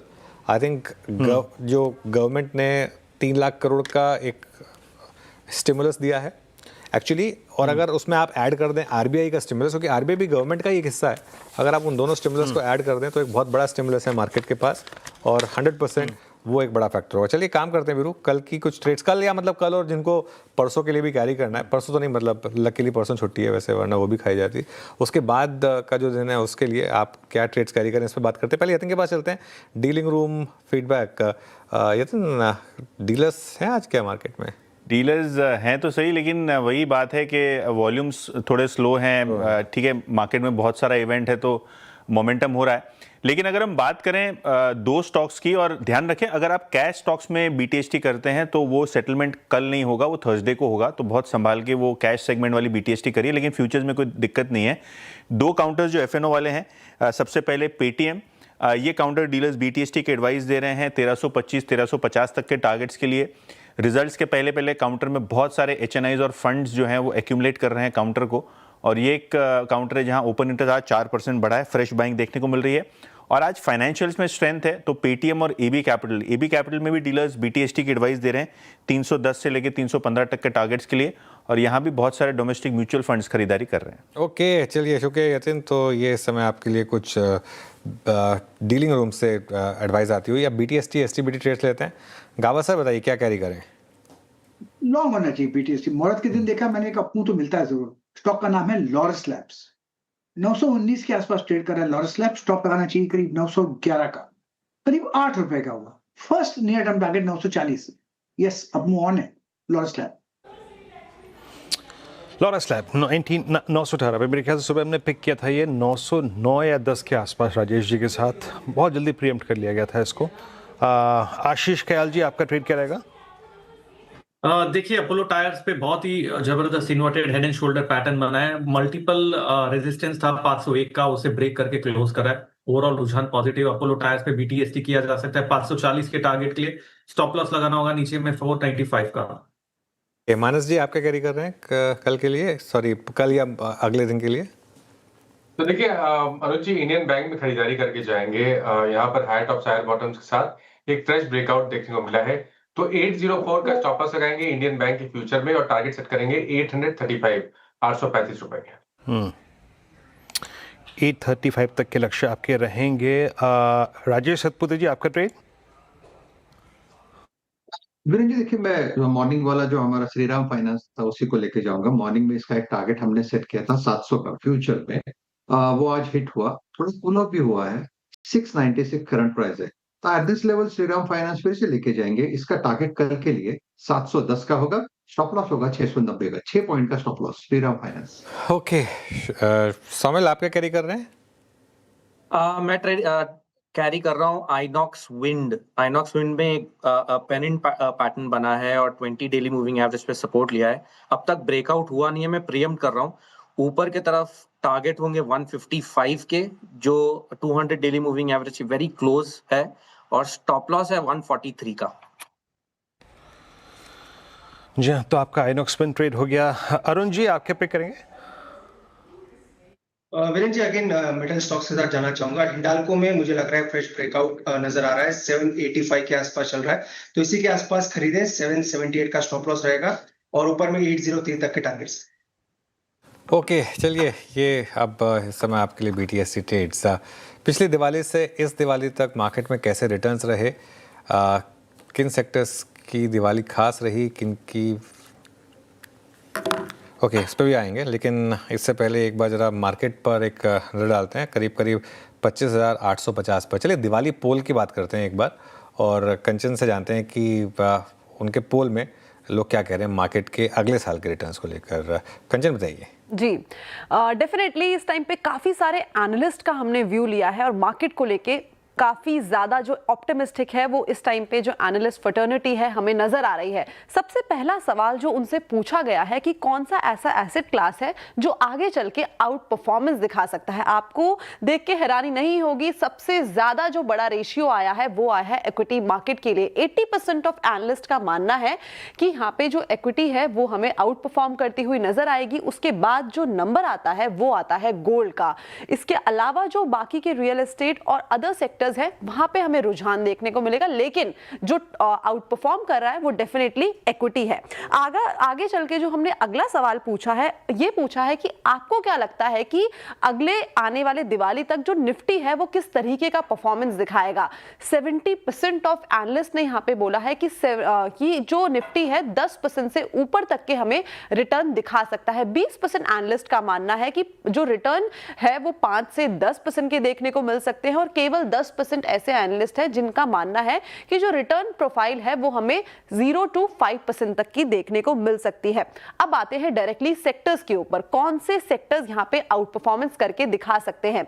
रेशियो आपके सामने ऑलरेडी आ गया है। एफएमसीजी सेक्टर के ऊपर काफी ज्यादा बुलिश जो अप्रोच है वो दिखाई दे रही है। Banking and finance second number पे आता है, और थर्ड नंबर पे आता है ऑटो सेक्टर। अंडर परफॉर्मेंस कहां पे देखने को मिल सकती है, तो वो सबसे पहला सेक्टर आता है फार्मास्यूटिकल का, जहां पे ट्रेड को लेके काफी ज्यादा अनसर्टेनिटी भी जो बनी हुई है, और यही रीजन है आईटी सेक्टर को लेके भी। और थर्ड नंबर जो आता है वो आता है रियलिटी सेक्टर का। अब आपका फेवरेट क्वेश्चन, यानी कि स्टॉक स्पेसिफिक हमने पूछा है कि कौन से ऐसे स्टॉक्स हैं जो आने वाले अगली दिवाली तक आउट परफॉर्म करके दिखा सकते हैं। 5 हमने एक एवरेज स्टॉक का निकाला है। तो एसबीआई सबसे पहली पिक, रिलायंस इंडस्ट्रीज, कोटक महिंद्रा बैंक, श्रीराम फाइनेंस और हिंदुस्तान यूनिलीवर, ऐसे 5 स्टॉक है जहां पे एनालिस्ट का जो व्यू है वो काफी ज्यादा ऑप्टिमिस्टिक है। ओके, तो कंचन बहुत बहुत शुक्रिया आपका। इंडेक्स स्पेसिफिक, स्टॉक स्पेसिफिक, और कोई तरह नहीं कि इस वक्त ज़्यादातर विशेषज्ञ जो है वो इक्विटी पे कंसिडरिंग रिस्क रिवॉर्ड रेशो, और उसके बाद गोल्ड ऑलरेडी काफ़ी बड़ा मुंह दिख चुका है, और कुछ स्टॉक स्पेसिफिक कॉल है। लेकिन अब बात करते हैं आशीष से। बीती दीपावली से इस दीपावली के सफ़र को थोड़ा सा समझने की कोशिश करते हैं। देखिए, नो डाउट थोड़ा पेन था, हम लोअर लेवल से पुल बैक भी देखे आए, क्या चला क्या नहीं चला, और बीता एक साल रहा कैसा, इसकी पैमाइश करते हैं आशीष के साथ। बताइए आशीष।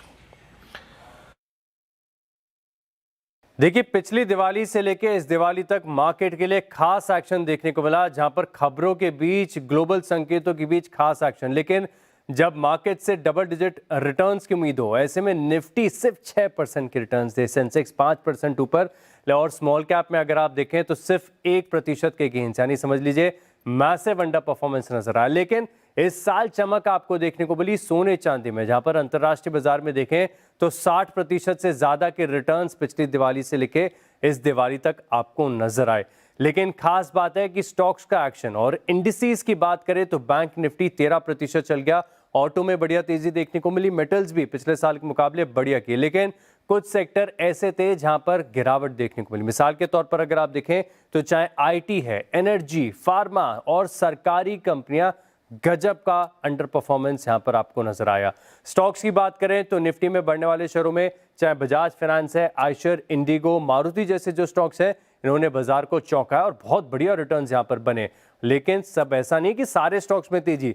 आप बात करें ट्रेंड की, बड़ी बजिंग थीम थी, लेकिन हाई से सिग्निफिकेंटली गिरावट यहां पर टीसीएस, टाटा मोटर्स, इन्फोसिस जैसे जो स्टॉक्स हैं, इनमें आपको गिरावट नजर आई। लेकिन असली एक्शन आपको नजर आया छोटे स्टॉक्स में, जहां पर अगर आप देखें तो ऑफ द रडार बड़ी तेजी और बड़ा मूव देखने को मिला। फोर्स मोटर्स, एथर एनर्जी, ऑथम इन्वेस्टमेंट जैसे जो स्टॉक्स हैं।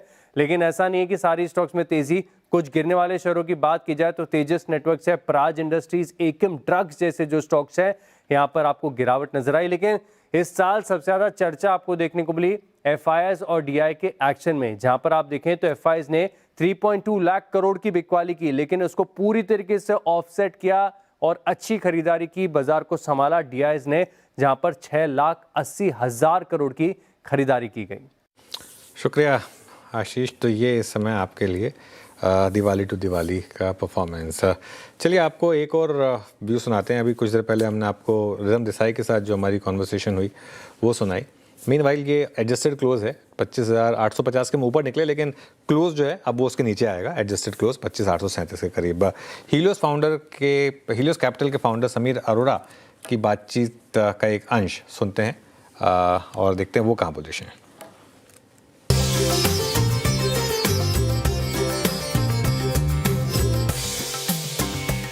समीर जी, ऑब्वियसली इसके अलावा आपने और कहाँ शॉपिंग की है ऑफ लेट?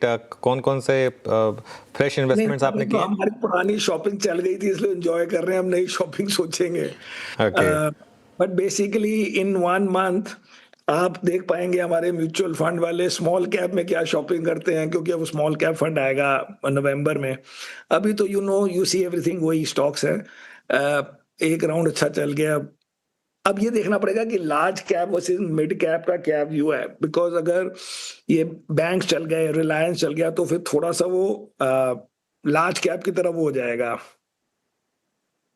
बिल्कुल। और इवन कंज्यूमर में भी large caps, although we don't like many of them, but क्योंकि जीएसटी कट से सबको फायदा हुआ है, तो हो सकता है थोड़े दिन लार्ज कैप्स डू बेटर।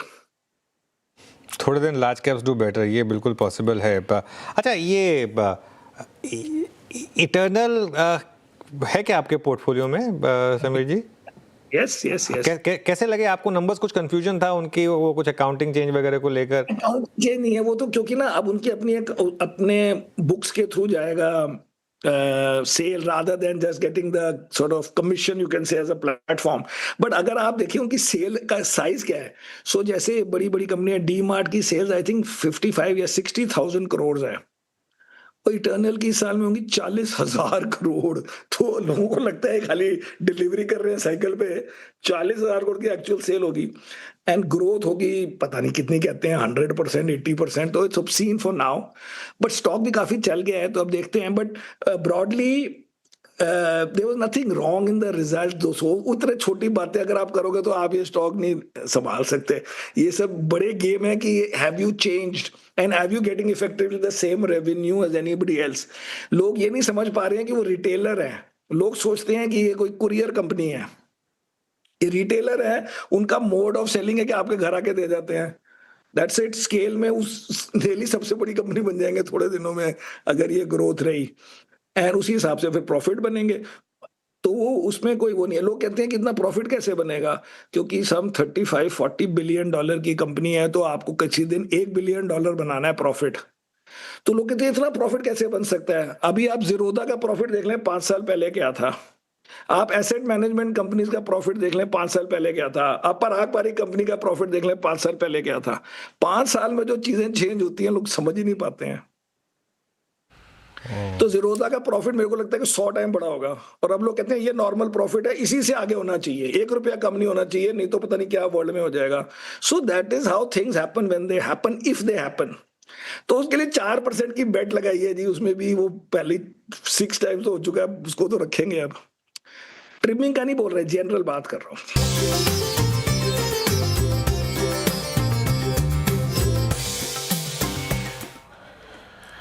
चलिए, ये दीपावली रोशनी वाली और ये समीर जी के साथ जो बातचीत हुई थी उसके कुछ अंश थे ये। अब एक काम करते हैं। अच्छा, इस क्लोजिंग में एक और चीज़ जिसको शायद हमने बहुत ज़्यादा फोकस में नहीं लिया, निफ्टी आईटी का 1% का पुल बैक फाइनली इस क्लोज के साथ। देखिए अभी तक 50 डे तो पूरा नहीं हुआ, बट मानस कुछ आपको इंप्रेशन ऐसा मिल रहा है कि माइट भी अगर 35,500 के ऊपर डिलीवर करना शुरू करे निफ्टी आईटी, वो क्या पहली चीज़ होगी जिसको आप बाय करना चाहेंगे?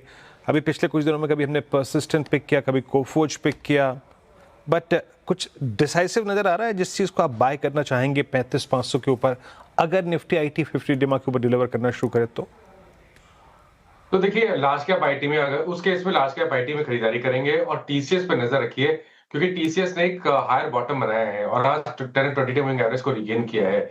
ऐसा हो सकता है कि अगर ये 50 डे मूविंग एवरेज के ऊपर निकले, 3075 का आंकड़ा ब्रेक करे, तो आपको रिकवरी देखने को मिलेगी और उस रिकवरी में शायद 3250 या 3300 रुपए तक के भाव टीसीएस दिखा सकता है। भाई एक बार पेटीएम लेकर आइए जरा। ये यतिन ने डीलिंग रूम में मेंशन किया था पेटीएम, और डीलर्स के टारगेट थे वो तो आज ही हिट हो गए। तो देखिए जरा क्या शानदार मूव आ रहा है पेटीएम में। राजेश सातपुते जी, पेटीएम घर लेके जाएं क्या? हाँ, मुझे लेके जाना चाहिए। मुझे लगता है ओवरऑल इसमें स्ट्रेंथ है। 1308 के आसपास प्राइस है। कल अगर आप इसका एक टारगेट लेके चले, I think 1335, 1340, obviously stop loss below 1300। बिल्कुल शानदार मूव है इस समय यहाँ पर। एक और स्टॉक रेडार पर आ रहा है, इंडियन होटल्स। एक बार इंडियन होटल्स लेकर आइए, यहाँ भी मूव आपको अच्छे दिखाई देंगे। ये देखिए जरा स्क्रीन पर 1% ऊपर। इस पर एक चार्ट चेक हो जाए। सौमिल आप देखिए एक बार जरा इंडियन होटल्स का चार्ट। इंडियन होटल्स में जो सपोर्ट लिया था 2-3 हफ्ते पहले अराउंड 710 के आसपास मल्टीपल सपोर्ट लिया है, मल्टीपल बार सपोर्ट लिया है स्टॉक ने, और मुझे लगता है कि ये ऊपर में 765 और 780 तक जा सकता है, which is the upper end of the range, क्योंकि बहुत समय से ये एक बड़े रेंज में है।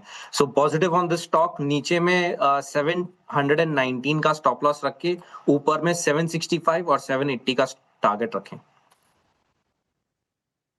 इंडियन होटल्स वाकई आज होटल स्पेस में पुल बैक है। इंडियन होटल्स अभी भी टिक बाय टिक चार्ट में अच्छा मूव जनरेट करता हुआ, पेटीएम का मूव बढ़ता हुआ, और मैं फ्रेंकली स्पीकिंग मैं खुद अगर आप देखें पेटीएम का चार्ट बहुत दिनों बाद देख रहा हूँ 1310 पे, सिंपली मीन्स कि दिसंबर 2021 के बाद ये अब तक का सबसे हाईएस्ट क्लस्टर। वाकई बहुत ही क्लीन चार्ट इस वक्त।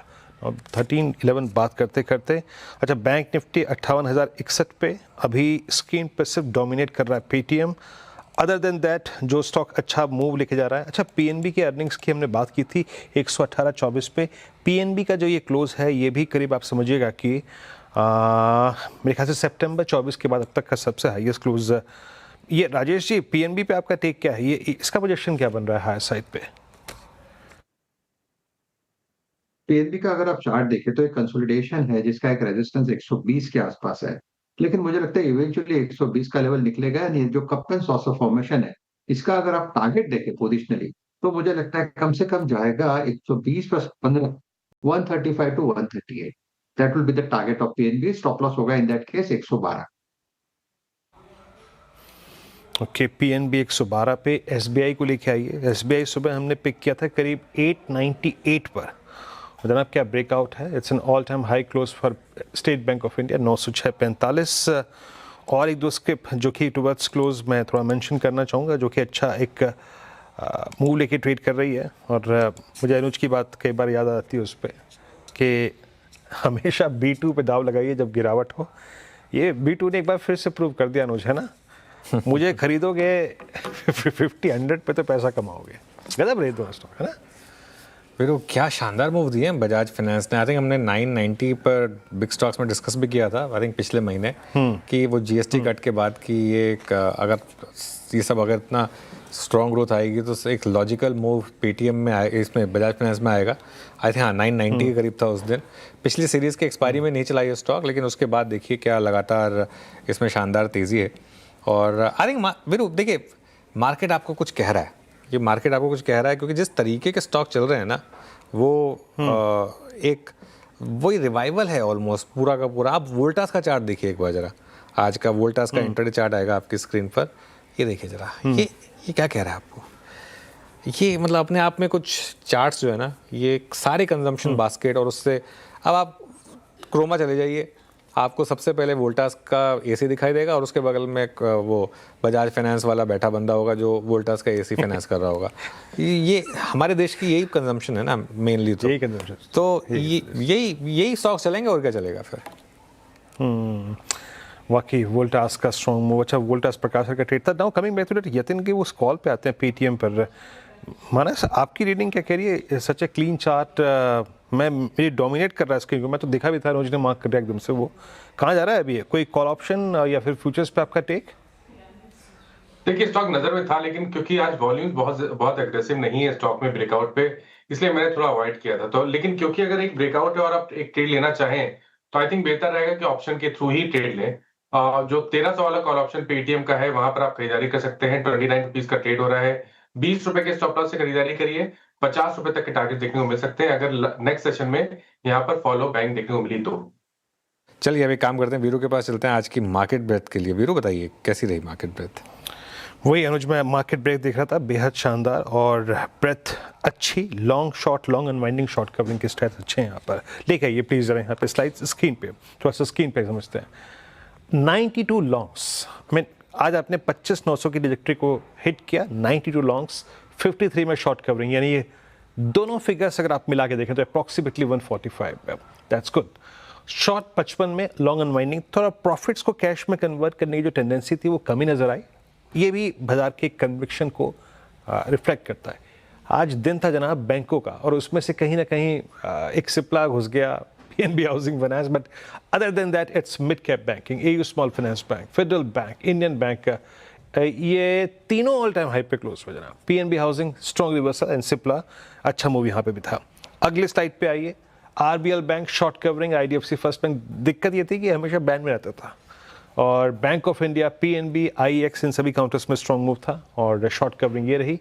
अगले स्लाइड में आएगा शॉर्टिंग का आंकड़ा, जो कि फिर भी अपेक्षाकृत कम था। JSW ये फ्लेवर था ही नहीं आज। डिक्सन, श्री सीमेंट, कोलगेट अर्निंग से पहले, और इटर्नल अभी तक प्रॉफिट बुकिंग टेकिंग मोड में है, तो शॉर्ट बिल्डअप हुआ यहाँ पे हालांकि डेरिवेटिव्स में। अगली स्लाइड आएगी, वो थी लॉन्ग अनवाइंडिंग की। ICICI Bank I think first take से ये प्रेशर पॉइंट बन गया था निफ्टी बैंक के लिए, और CG पावर, हिंदुस्तान जिंक, केन्स टेक और डालमिया भारत। बट फाइनली अनुज अगर ICICI बैंक के नंबर्स पे कंक्लूजन निकालना हो, सिंस आज ये 2 मीडियम टर्म एवरेजेस के नीचे बंद हो रहा है, टेक्निकली बहुत खराब, की टेकअवेज क्या रहेंगे? मतलब भाव तो भगवान है, बाजार ने क्या रिएक्शन दिया इसके नंबर्स पे, है ना? आज थोड़ा सा यही थोड़े से इफ्स एंड बट्स लग रहे थे आज सुबह आईसीआईसीआई बैंक के नंबर्स में, लेकिन मुझे नहीं लगता कि नंबर्स में ऐसा कुछ था कि जिससे स्टॉक 3% नीचे बंद होना चाहिए था, वो भी ऐसे अच्छे दिन ना। आई थिंक इसमें वापस आ जाएगी, बाइंग रिज्यूम हो जाएगी, क्योंकि आउटलुक भी काफ़ी स्ट्रांग है और ठीक है, बीच बीच में ये होता है आईसीआईसीआई बैंक में। आई थिंक आज एचडीएफसी बैंक में भी यही हुआ ना, दोनों खुले ऊपर लेकिन उसके बाद दोनों नीचे आ गए। ठीक है, part and parcel of the game है, लेकिन मुझे लगता है कि कोई क्लोज को लेके बहुत ज़्यादा आप नर्वस हो, या तो आईसीआईसीआई बैंक को, इवन एचडीएफसी बैंक, दोनों के केस में मैं कहूँगा कि बहुत ज़्यादा नर्वस होने की ज़रूरत नहीं है। ठीक है, दोनों स्टॉक्स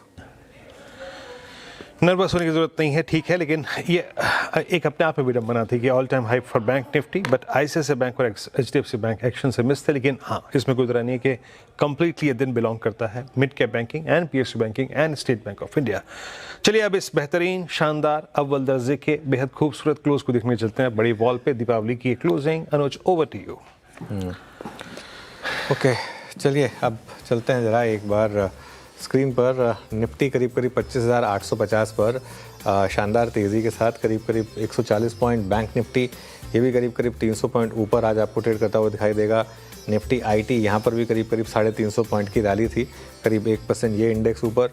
इसके अलावा आप देखिए मिड कैप और स्मॉल कैप, मिड कैप करीब 3-4% ऊपर था, स्मॉल कैप करीब 0.5% ऊपर था। और एडवांस डिक्लाइन आएगा आपकी स्क्रीन पर। एडवांस डिक्लाइन ये भी थोड़ा सा पॉजिटिव साइड पर ही था, 1700 बढ़ने वाले शेयर थे और करीब 1180 गिरने वाले शेयर थे।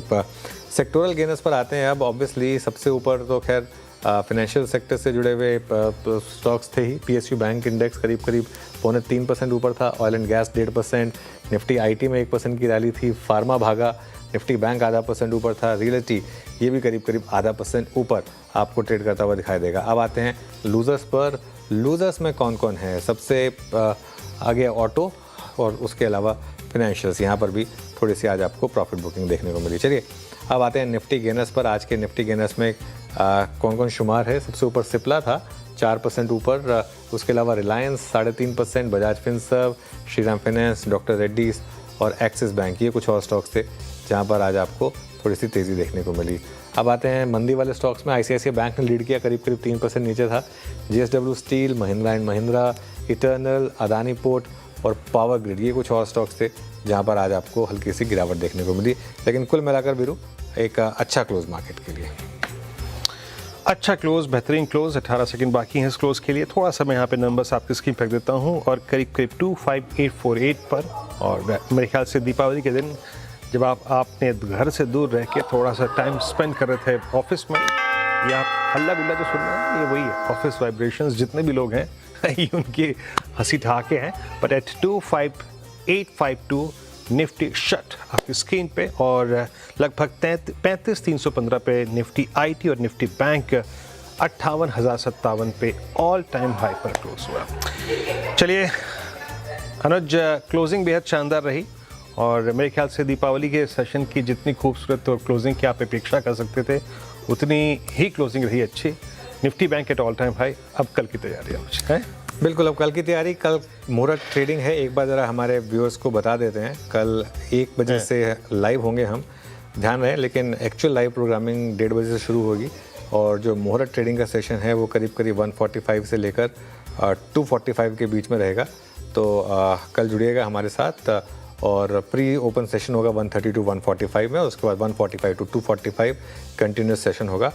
और उसके बाद थोड़ी सी दया है, थोड़ी सी इंसानियत जिंदा है, तो परसों छुट्टी है, 1 दिन की दिवाली की छुट्टी मिलेगी आपको।